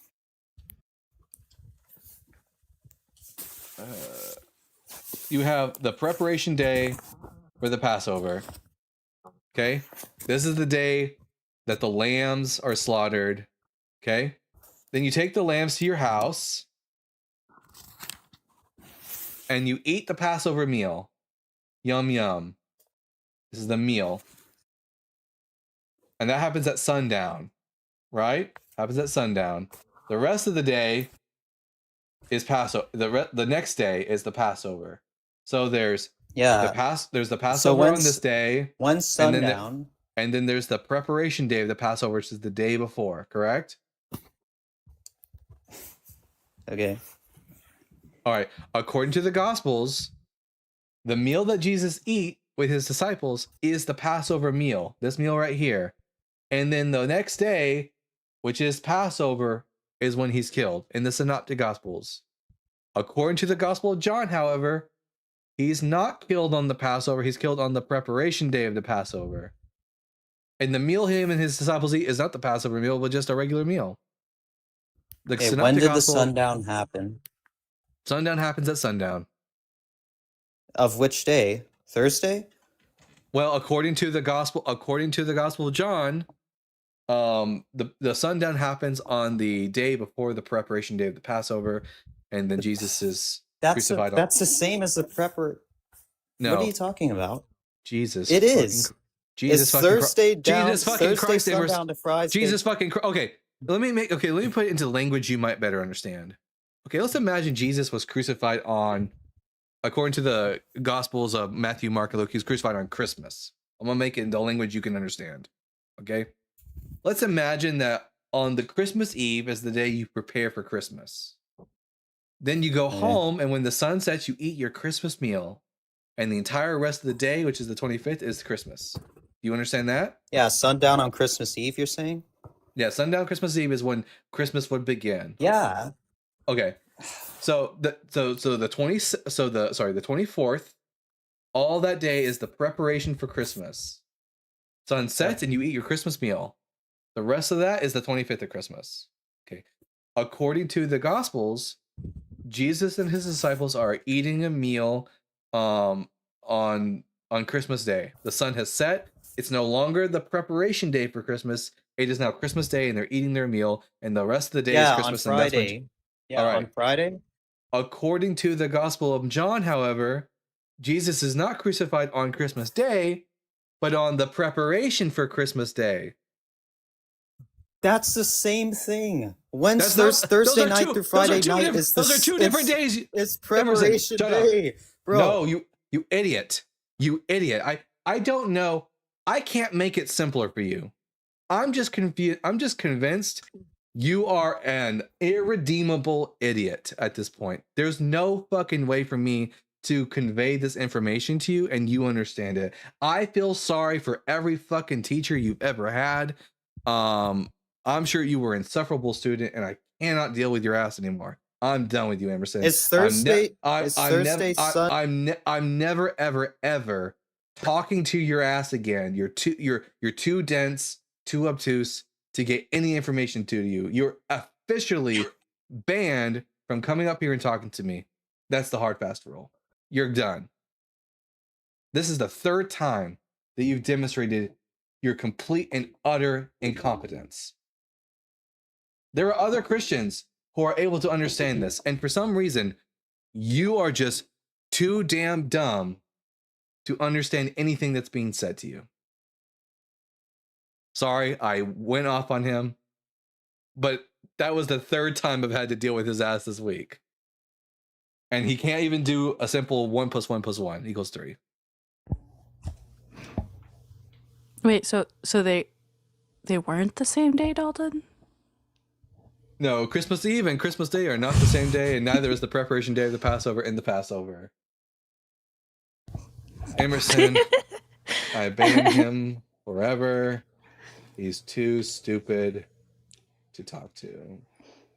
I've never had to officially say I'm done talking to someone because you're too stupid. I've never had to do that before. Emerson's the first. Man. I'm going to drop down and come back because it's in grid view again. I didn't want to interrupt that conversation, that lovely conversation that you were having with Emerson. So I'll be back. 1 second. Okay. Emerson, stop talking. You're muted because you're too stupid. I don't want you spreading your idiocy to everyone else. It's contagious. I'm afraid it might be contagious. Yay. Okay. It's not like that anymore. All right. I'm going to bring up the next guest, and then I'll read the super chats. We only have 3 super chats. So guys, the live is going to be going on for another hour or so. Send in them super chats and I'll be reading them. All right. I accepted, but they're not coming up on the screen. Looks like, oh yeah, they're taking a second to load in. Let's see.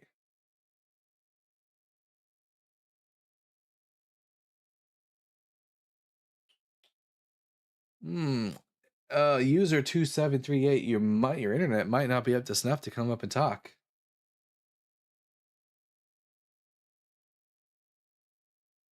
Comment in section says, Christ never passes away. Like that, he can come back again and again as the Lord of infinity. Prove it. Jesus is dead. All right, looks like user isn't able to come up, so I guess I'll go ahead and read some super chats. At Libertatis Dragon with the $1.99. Thank you for your donation. No, thank you for your donation. And at Space Lord of 75 with the $4.99. I heard Jesus showed up at a group, I'm guessing a love-making event with 500 participants. This is the origin of crying out his name in joy. This is the origin. The reason why people cry out Jesus' name during orgasm is because Jesus showed up to an event of 500 people and got it on with them. Facts. These are just facts. And then as we sort of 75 with the $1.99, Clement on the fate of Peter and Paul is vague AF. Yeah, literally all Clement says is that they were recently killed, and that's it. We don't know anything about how the disciples died, whether or not they were allowed to recant. We as far as we know, Peter and Paul could have been like, yeah, I'm sorry, I don't actually believe this, and they killed them anyways, because the Romans didn't allow you to recant your beliefs. So we don't know that they died martyrs. They could have died pissing their pants as cowards, as far as we know. All right. I was out for a while. Anyone prove him wrong yet? Not yet. No one has yet demonstrated that Jesus isn't a corpse. I don't have high hopes. I don't know if I'll be going live for the full 3 hours today because, it's Super Bowl Sunday. That's why I'm on so early today, by the way, is for Super Bowl Sunday. I feel like we're not going to be getting a lot of traffic today, but we're going to try to go on as long as we possibly can. If you're on YouTube, make sure to call, if you want to call in, you're a Christian or a family, call the show at tinyurl.com/Bible Guy Guest. Brianna says, my team ain't playing. Who's your team, Brianna? I'm not really a sports ball kind of guy myself, but you know what? I'm not gonna hate dunk on anyone for loving to play sports. Panthers. That's pretty cool. The team I like is whatever animal I think is the coolest at the time. I'm really into bears, so the bear team is probably my favorite right now. Go Sports. Yeah. Is that all 420 things? Super Bowl sounds fun. What? 420. What does 420 have to do with Super Bowl?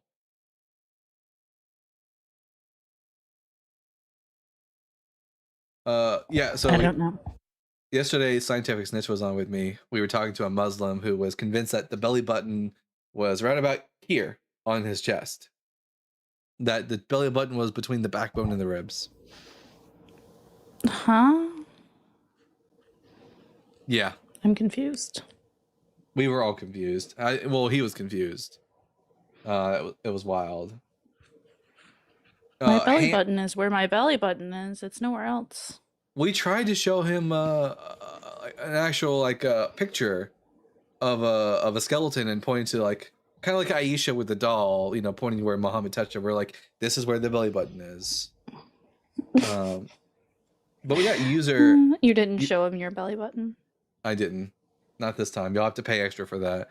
Okay, let's try to bring up user again and see if they are able to come up to the live. That guess was born from the butt. It sounded like it yesterday, for sure. Hello? Hello. Wait a minute. Okay, my box is a little glitchy. Yeah, it seems like it.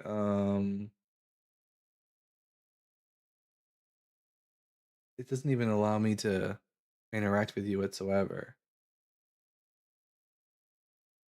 Yeah, I can drop and try again. Yeah, drop and try again. The cat in the chat says sounds hot. Hey, if we ever get to a day where, listen guys, if we ever get to a day where super chats give me up to like $1,000, I'll show you my belly button. There you go, live on air. There you go. That's No. 500, Dalton. That's I'm not 1,000 is your butt. I'm not showing my belly button for $500. Ain't happening. I've known strippers that show their butthole for less. I'm not a stripper. I require a higher price. Not yeah, I'm not. I'm not that desperate. Don't be greedy, don't. All right, we got Orialco. I'm gonna ask you 3 preliminary questions. Again? Again? Wait, we've spoken to them before. Isn't this is Asswater guy, right? Maybe, I don't remember. Yeah, the host has really bad memory. Orialco, just so I can get a reminder, I have 3 questions for you. Age, pronouns, and do you think Jesus is dead? Age 30, pronouns he, him, and what is the last one? Is Jesus dead? No. All right. I'm Dalton, the Bible guy. Jesus is dead. Prove me wrong. Are you dead? Nope. I'm alive. It is Asswater guy. I looked it up. It's in the spreadsheet. This is Asswater guy. No, you're breathing. You're not alive. Well, thank you, by the way. But you're still not alive. Orialco, thank you for that, because we constantly refer to every single bad argument now as Asswater in remembrance of you. So anyways, why should I not think Jesus is dead? Because he's more alive than he was dead. Prove it. Prove that you're alive, right? Prove that you have a heartbeat without using stethoscope. Yeah, I have a heartbeat. I'm talking to you. Do dead people talk to people? Do dead people You talk to don't people? have a heartbeat. Orialco, are you hallucinating me? Are you delusional? I'm listening to you, but not to your heartbeat. Wait, are you delusional? No. So, in other words, if you can hear me talking to you and you can see my face, then either one of 2 things are happening. Either you're delusional and you're hallucinating, or maybe you're an AI. Who knows, right? Well, no, AIs aren't nearly as like advanced as like being able to do any of this. You know that. I know that. Everyone knows like that. That's according to you. Show me one. Show me one AI that's capable of actually doing this. Maybe I am AI. Like, how do you prove that? Well, AI would be smarter. Every AI I've spoken to is actually smart and able to give me actually good arguments. Since you are neither, I don't think you're AI. I don't think anyone's made an AI. Asswater is far too creative for AI right now. That was too much of a comedy gold. Yeah. So, anyways, can you actually provide evidence that Jesus is dead, or do you have to deny reality and deny that I'm alive and pretend that I'm a hallucination in order to continue to believe that your rabbi isn't a corpse? So I'm arguing that Jesus is alive. You are saying that Jesus is dead. Yeah. So prove to me that your Jesus is dead. Yeah. Was Jesus human? I mean, like, he does not have a human body, that's for sure. He doesn't have a human body, so the Gospels are wrong? I mean, like, he had a human body, but not anymore. He doesn't have a human body anymore, so the Gospels are also wrong, because the Gospels say... He did have a human body. But the Gospels say after his resurrection, the same body that was laid in the grave was the one that was raised, according to the Gospels. So do you deny the Gospels now? Is that what's happening? This whole tactic of yours is complete ass water. He did raise, but he lived after, 60 more years, and then he left his body? That's not in the Bible. The fuck? What? Can you see Jesus' body or no? Jesus' body? Orialco, do you just like making shit up? I mean, if you come to my bathroom, yes, I can show you where I make my shit from, right?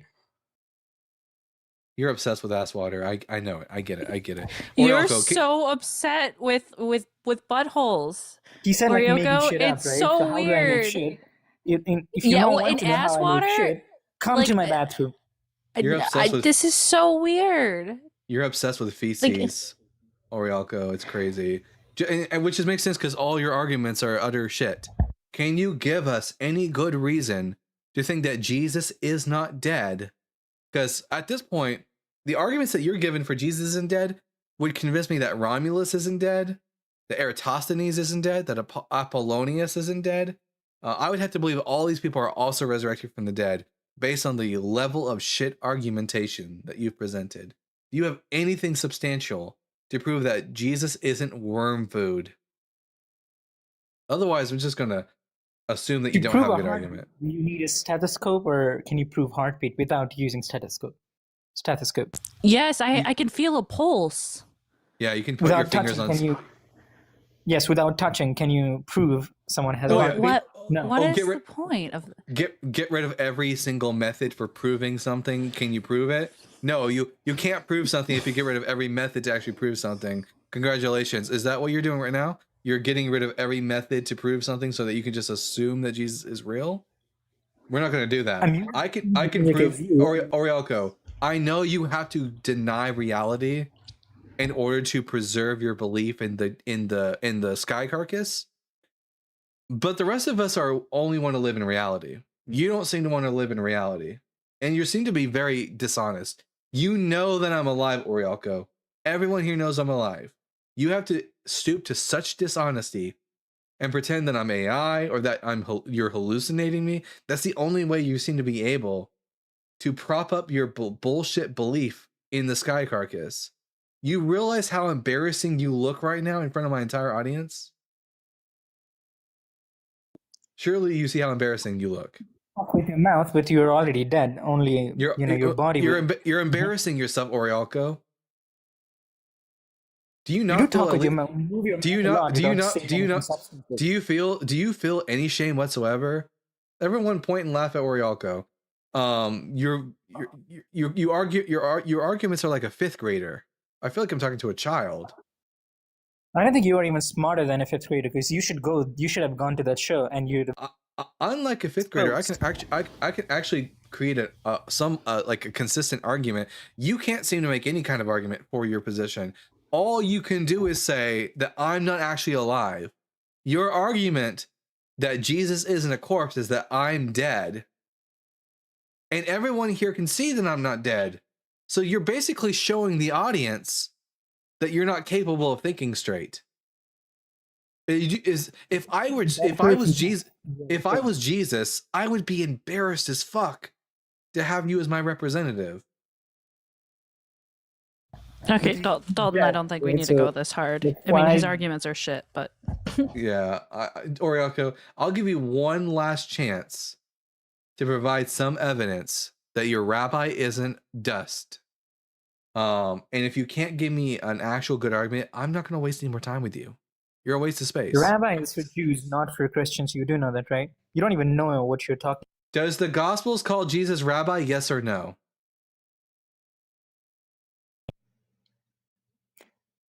Figuratively, not technically. How is one figuratively a rabbi?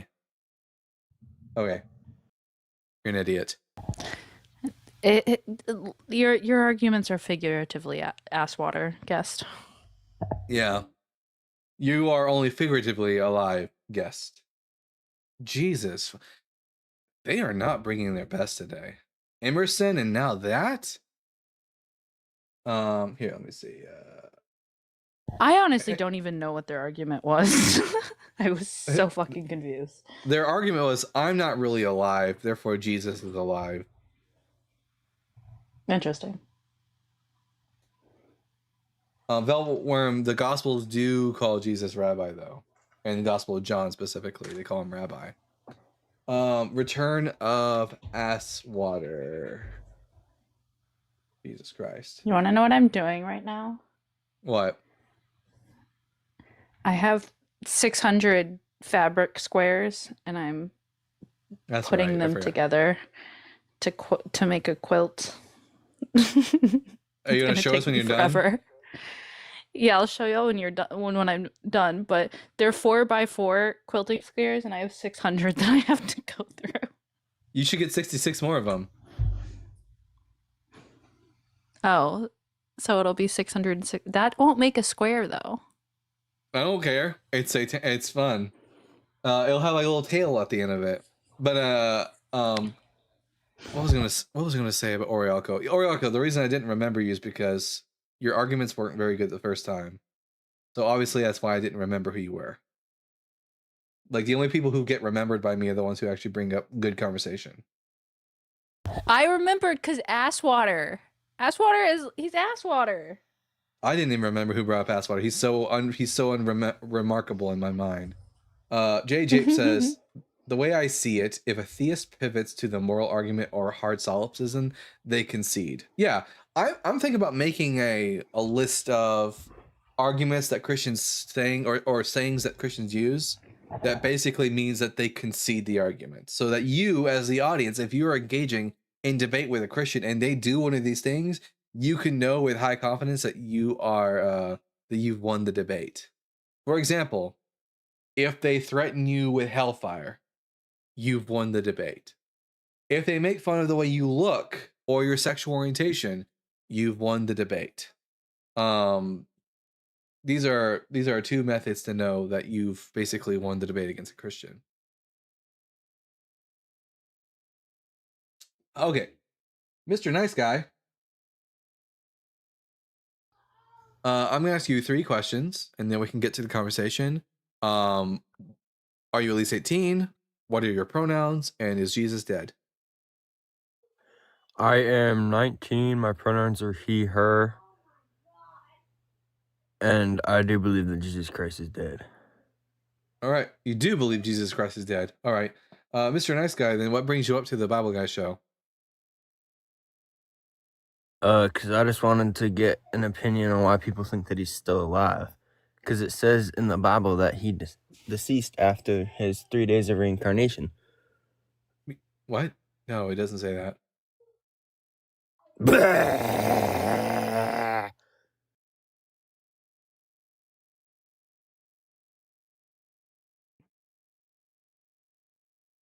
Anyways. All right. Well, that wasn't original, nor funny. If you're gonna troll, guys, Be funny at least. Be funny. What archaeological evidence do you have of this statement? You don't need archaeological evidence for someone still being dead. Do I need archaeological evidence that the Buddha is still dead? That Alexander the Great is still dead? That Apollonius is still dead? Like, human beings die, and after brain death... So, premise number 1, human beings die. Premise number 2, people who die and experience brain death generally don't come back to life. Conclusion, Jesus died, experienced brain death, and therefore is still dead. You would have to give us some good reason to suggest otherwise. I don't think you even need it to be that long. Just people who die are dead. It's analytically true. Yeah. You don't need all that. It's just analytically true. Let's try. Hopefully the next guest will bring us something to this conversation. Rob, I'm going to ask you 3 questions and then we can get to the conversation. Are you at least 18? What are your pronouns? And do you think Jesus is dead? Yeah, 51. He, him. And he is in heaven. He rose on the right hand of God the Father. All right. What is the evidence that Jesus So is that not means dead? he's in heaven living. Then you're just up here trying to be a hater. And I'll tell you like the last atheist I debated. Uh-huh. Come to my church where we love everybody. Hard pass. And there's a glory hole there that you would probably enjoy. You'd have to be on the receiving end because you look too overweight. I mean, you'd have to be on the giving end because you look a little bit too overweight to The fuck? participate. Rob, you're basically... you're not convincing anyone. Yeah, you're basically telling us what you the don't have a fuck? good argument. We love everyone, but you're fat, dude. Like, that's what you just said, Rob. Yeah, well, we'll make a Rob, hey, special we glory love hole everyone for on this him. channel, but you're stupid. We'll make a glory hole is where you get baptized, right? Like it's got water. I mean, I don't know. What do you think a glory hole is? No, there's no fucking way. This isn't real. This isn't real. Yeah. I mean, at least you were funny. You were funnier than the last troll. But, have a good day, Rob. Jesus fucking Christ. Wait, I didn't even hear him say glory hole. Did he say that? Apparently my putting two squares together is taking up too much of my brain. He said glory hole. No, because historically, dead people have been dead, right? And glory holes have been found in churches. That's what I got from that whole thing. If your church has a glory hole, I might be tempted to come to your church and then to come in your church. That's like that's yeah. Oh man. I want to wait. Hold on. Is that why it's called the last meal? the last supper or whatever? Come for Holy Communion. Oh wait. There we go. And then I saw glory, glory, hallelujah. So I was like, hell yeah. Hell yeah. There we go, guys. Well, at least if we go to hell, we'll all be together. So that's the fun part. That is the fun part. Just wanted to bring you a laugh. Yeah, Ashlyn's making a quilt right now. A what? A quilt? I mean, I'm not doing the sewing part right now, but I'm picking out squares. Ooh, what kind? 4x4s. That's exciting. You'll have to send me a picture whenever it's done. Yes. I know you're into something like that. That's why I wanted to share that with you. I am. That's really exciting. I love that. Do you quilt? No, but I have quilts that like my great grandmother and my grandmother have made. So I really want to get into it as well. It's one of those things that I have a guilty pleasure It's about. a goddamn expensive hobby. Yes, yeah, that's why I don't advise anyone to get into sewing. It's a real expensive habit. Yep. I didn't realize how I had a sewing machine. And like I've sewn a bunch of stuff before. Like during COVID I was making masks. That was pretty cheap to do. Quilting, I realized like the batting, all the fabric, you need special needles, you need like straight edges, you need generally speaking, you should probably have the correct foot, like all this stuff. And I was like, I just bought a couple things and then I realized, and then I had to buy more things and now I'm having to buy more things and I'm like, Jesus fucking Christ. Oh yeah, wait, and if you ever get into like, so I used to make garments and I'm still a garment maker.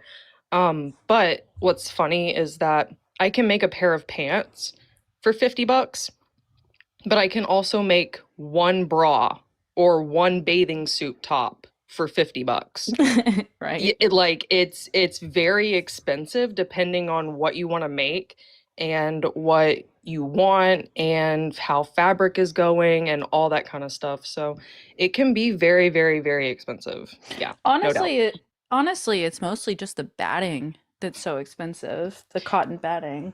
Yeah, cotton is really fucking expensive. I'm sure the channel loves to hear about this. Anyway, yeah, thank you, Dalton, for having me. I just wanted to bring y'all some laughs because I was like, damn, we having glory holes in churches? All right. Yeah, it would seem so. I'll join this church. I'll join the church. Hell yeah, All right. baptize me. Oh, thank you for coming up, All right, Jack. thanks. It Have was a good good talking to you. Thanks, Dalton. Have a good night, everybody. So Bye. we got like another less than like 22 minutes before the Super Bowl starts. So I guess I'll try to bring on as many guests as I can before then. We're gonna bring up Dude. Dude, I'm gonna totally ask you like 3 total cool questions, dude, and then we can get to like the meat and potatoes of the conversation. So, Dude, I'm gonna ask you 3 questions. Question number 1: are you at least 18? I am. Question number 2: what pronouns do you go by? Dude. I'm a dude. That's not a pronoun. Well, good enough for me. Not good enough. Not good enough for me. What pronouns do you go by? I don't have pronouns. You don't have pronouns. Can you say that without using a pronoun? No, but I is a pronoun, my dude. Yeah, can you say that sentence again without using any pronouns? No, but hey, man. Well, we're not moving. What happened to you? I've seen you guys a couple other. We're not moving forward in this I go as conversation. I go as I. Okay, I go as I. Okay. Okay, what third person pronouns do you go by? Dude, can you answer the question? Do you not know what a pronoun is? Because we can explain it to you. No, well, what the hell's a pronoun? Yeah, we're talking third and person. How come, we're talking. You've had like 3 channels. We're bro. talking like third. Okay, no, he hasn't, dude. When I am speaking, and your sentence interrupts the middle of mine, it's an indication you should stop speaking. In case you weren't aware, so I'm going to describe what third person pronouns we're looking for. When someone asks that, I go by she, her. I'll use like an ostensive definition, so I'll point to kind of what's going on here. Dalton, what pronouns do you use? He, him. Okay. Some people go by they, them, etc. There's also neopronouns, but I don't want to confuse you. So, dude, what pronouns, third person pronouns do you use? You can unmute now.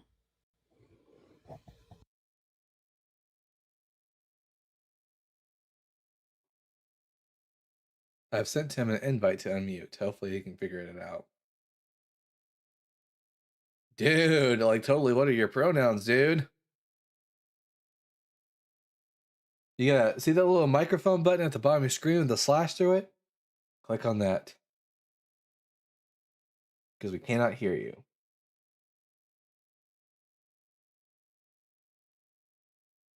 At the bottom of the screen. Microphone slash. There you go. Come on. You got this, dude.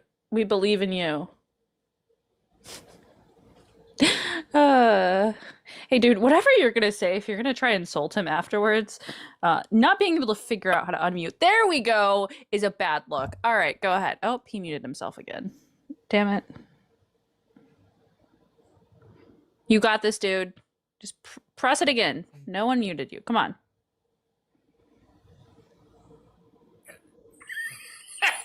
There we go. So what pronouns do you go by? Okay, he, that's fine. He, him, whatever. Okay. All right. Can we move past this now? Yep. And then final question, is Jesus dead? Well, I got a quick question. Nope. So I saw you 3. I've seen you. You got an atheist, dude. You got to finish the 3 questions before we can ever move on. And also, not interested. I thought you were. And also, I'm not interested in talking about myself. So, is Jesus dead? Yes or no? No, he's alive, bro. All right. What is the evidence that Jesus is alive? Well, let's look at the Tacitus. Josephus. Tacitus. That's a proof that he existed.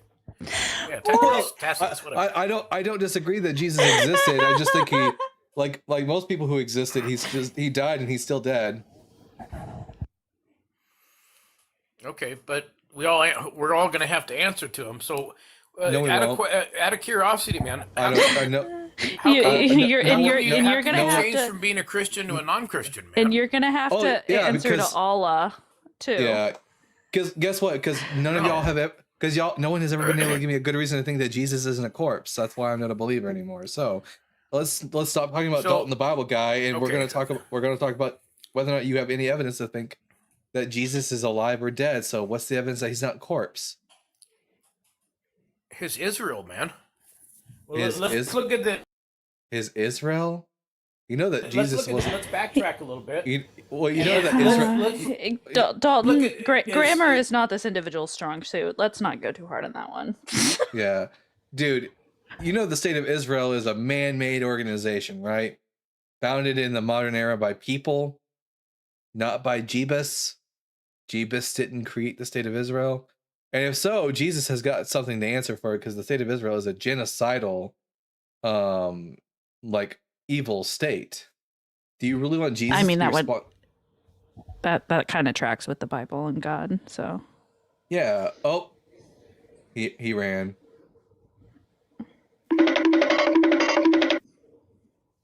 Yeah, I think he probably hit a button that he didn't mean to. Who knows? anyways, TikTok Crusader in the comment section, woman and man are not pronouns. Those are just nouns. You said that earlier. I just had to point that out. Neither the word man, neither or the word woman are pronouns. Also, we had someone in the comment section on YouTube say you should stop asking the pronoun question. Nope. As you can see, if you're still watching, we're asking it even harder now. So there's that. I think he wanted 15 minutes of fame. It seems like it. He was very interested in talking about me, but despite what some people might think, I don't give a shit about talking about myself. I want to talk about Jesus and why he's still dead. We'll go read some super chats. Let's see. At Space Lord 75 with the $4.99. One more. I think you weren't too nice about the 500 claim. If you take it at face value, it's weak. He seems to be reciting a creed and not reporting history. Yeah, but I just let them have the idea that there was 500 that Jesus quote appeared to, because it's not good evidence for the resurrection. At most, it's evidence for collective delusion. So I let them have it. I let the Christians have as much as they possibly can, and to show that their argument is really that shit in favor of the zombie Jesus. No, don't. Orioko's gonna come in here now, and because the I'm shit not thing, alive. you're gonna attract Orioki. TikTok Crusader, no one cares that you're a man. Why do you keep telling everyone you're a man? No one cares. Does peyote grow in Jerusalem? I don't think it does. They have their own things over there. Oh, there's tons of ways to get to that state without that. I mean, even like because like Romans use lead in their pipe, we know that some people went because of that. They went off their rocker, which is like there's. At GeForce with the $26.66. W GeForce, much appreciated, my guy. My wife and I really appreciate you, Dalton. Thank you for being you. Really respect your knowledge. And GeForce, we really appreciate you as well. Much appreciated on this fine Super Bowl Sunday. Always happy to see your emoji. Happy to see your profile pic, and happy to hear from you. And I hope you and your wife are doing quite well for yourself on this Super Bowl Sunday. I know TikTok Crusader personally. He's a lady. Uncle Bill says, your birthday based on Jesus Christ, so if you believe Jesus is dead, at least you celebrate your heir? What? My birthday is not based on Jesus. My birthday is based on when I was born.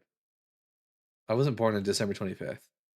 Actually, I shared the same, funnily enough, guys, I shared the same birthday as Roman Emperor Constantine. So, there you go. Now you know the day of my birth. Why are Christians never funny? That's a good question. Christians are not very good at comedy. I don't know what it is. They're also not very good at making, like, if you watch Christian movies, only until very recently, Christians have not been very good at like the arts. I just don't get what it is either.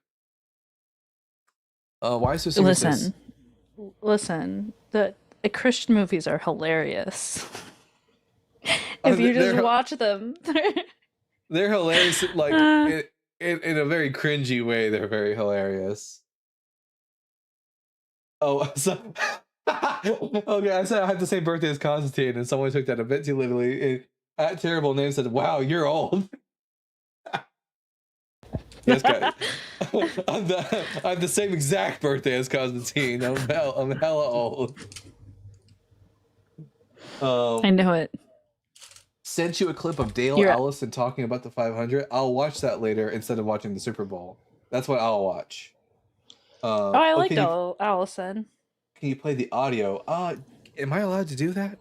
Will TikTok? I'll play the audio. I don't think it's TikTok. It's probably YouTube. If YouTube has a problem with it, then I'll just like clip out that part of the. When I go back, I'll just clip out that section of this video and then resubmit it. But we'll see. Here, YouTube Punk. Let me pull up my. Let me see. Discord. Let's see. It was only 58 seconds. I'm sure it will be safe. Okay. I can't hear it though. Can y'all hear it? No. Wonder why that is.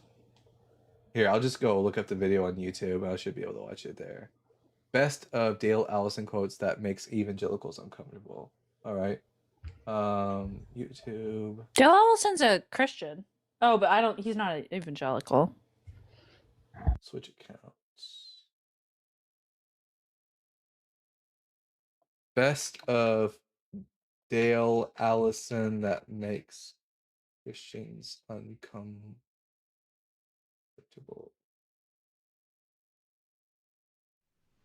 Dale Allison is the Richard J. Dearborn. Oh wait, this is like oh no, this is like, it says here it's 8 minutes. The other one said like 58 seconds. What the hell?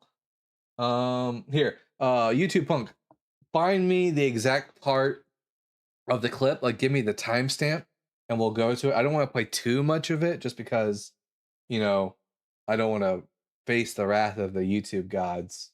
The only gods I care about. Skip to the 500 up here. Yeah, let me know. Find the timestamp for that, YouTube, and I'll look it up.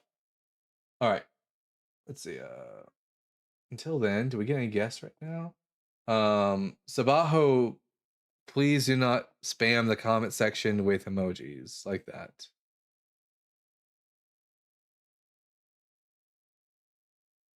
I was really hoping Billy was going to scream "fuck ICE" at the very least. Billy who? But also, yeah, fuck ICE. Billie Eilish. Oh, yeah, at the Grammys. I love Billie Eilish. Love her music. But yeah, fuck ICE.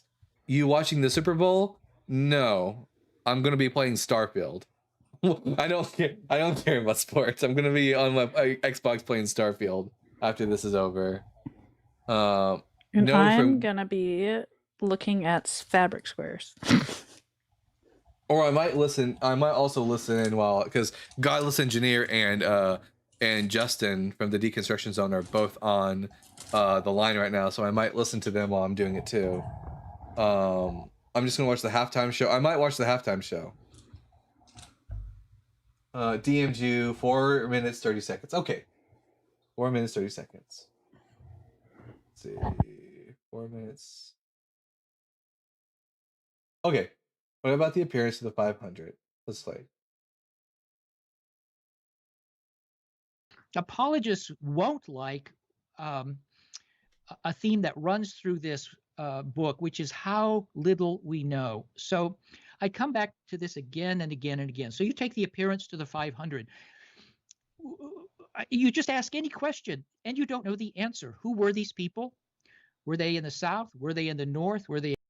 Yeah, I'm just gonna break it up that way YouTube has a harder time, and then I'll play again. Yeah, that's the one thing I always point out to Christians is that when it comes to the 500, do we know anything about them? Name even one fact about them, and they never can. They often just assume things about the 500 that the Bible doesn't support. So anytime someone brings up the 500, ask them to tell you any facts about them, and if they bring up a fact about the 500, ask them for scriptural support. In Galilee? Were they in Jerusalem? I think myself that about the only thing we can know is that, or say is probable, is that it's post-Pentecostal. I can't imagine a crowd of 500 being gathered before the public proclamation of the resurrection at Pentecost. So I think this is a post-Pentecostal crowd. But what they saw, how many of these people knew Jesus really well? How did they see him? Really, how did they see him? 500 people, that's a lot. Now it's got to be an approximation, but was there a receiving line? Is there a jumbotron? Some of the church fathers actually think this must have been something like Acts, a heavenly vision. So he's somewhere up in the clouds, and they can see him at once. Anyway, my point is that I don't know the answers to any of these questions. I can't name a single person who was there. So you could. So yeah, that's another thing too. When we talk about the 500, I often bring up the fact that when it says that he appeared to 500, the Greek word, which we tried to bring up to Emerson, but he was too dense, is that the Greek word for appeared there is ophthe. It's the same exact word used to describe Paul's revelation of Jesus. Paul says that, last of all, he appeared to me. But Paul also says in the book of Galatians that he only ever had revelations of Jesus, and that God revealed his son in me. Not to me, like the English translation says generally, but it says in me in the original Greek. So Paul had an inward revelation of Jesus, and yet this was sufficient for Paul to say that Christ appeared to me. So, there you go. I'd say. Host gonna say the N-word again? Wait, what? What N-word? What? Cat in the chat, what are you talking about? N-word. N-word as INWARD, not N-word.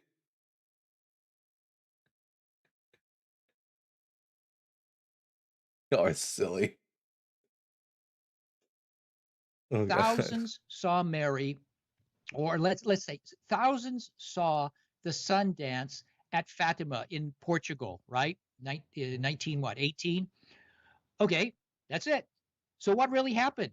The fact that we have a sentence there and that I actually think something happened doesn't tell us what it was.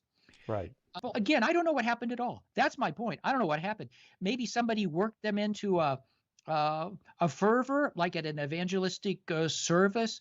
If it's after Pentecost, the people have to know. This is exactly what I've been saying this entire time. People have already seen Jesus. Maybe he appeared. Maybe somebody said, "Oh, look, he's in the clouds." And who knows? Maybe he was in the clouds, but maybe he wasn't in the clouds. I'm just saying, as an historian, I don't know what to do with this. All right. Yeah, that has been my entire point as well up until this point. Like, we don't know anything about the 500. We don't know in what manner Jesus, quote, appeared to them, and I often even refer back to the miracle of Fatima as an analogous. And there were way more than 500 people at Fatima. So yeah, good catch on that video, YouTube punk. Very well. N-word versus N-word. Yeah, I got it. Oh no, Pepper. I'm not repeating that. Y'all wild for this. How do is there another way to say N-word without saying N-word? In-word? Yeah. Like pronounce the A? Here. I am. N-ward? N-ward? That sounds worse. N-word. N-word. N-word. Look some N-word synonyms. I'll just say a revelation inside his head. Fuck. Edward. Okay. I think that's enough of that. Looks like we don't have any more super chats right now and no more guests, and the Super Bowl is going to be starting soon, so I don't suspect we'll be getting a lot of traffic from here on out. So I think that's gonna call it for me. So I'm just gonna put a link in the chat on YouTube to the line. Let's see, the line where I think right now. Wait, where are they at? Godless engineer. I just saw. There we are. Oh no, they're not on the line. They're on the Atheist Experience.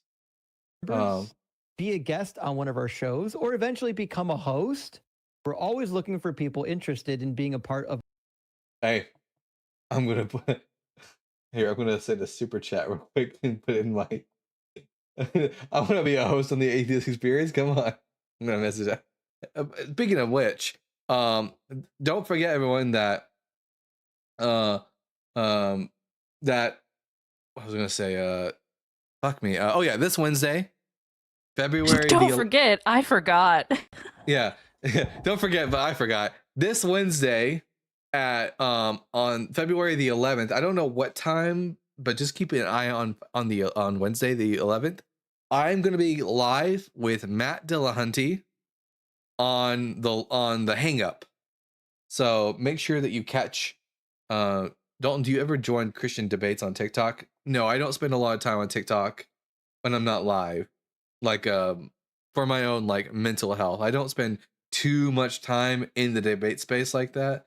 If I'm not actually like either with a friend or debating myself, because it's just not good for your mental health to be spending too much time in Christian lives. They'll drive you insane.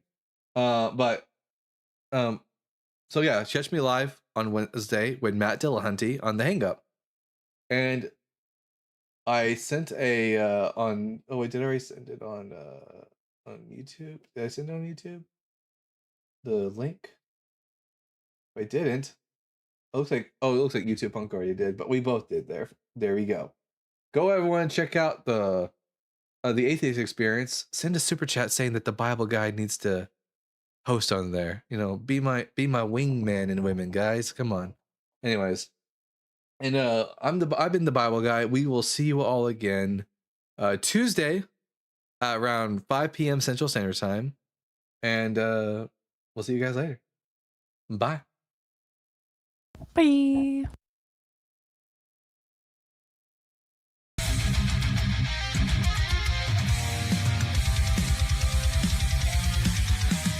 Born from dust and questioning fire, wielding truth like a sword of desire. Ancient scrolls and cosmic flame, he tears through myth, he breaks the chain. Echoes of prophets, the stars align, knowledge and thunder intertwine. Reason ascends where blind faith fell, he reads the word and he reads it well. The Bible Guide, seeker of the light, through time and fire he rides the night, with reason's blade and wisdom's cry.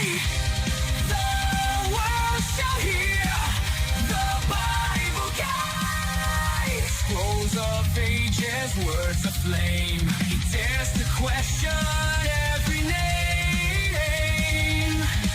From Eden's dawn to Calvary's sky, he breaks the chains of every lie.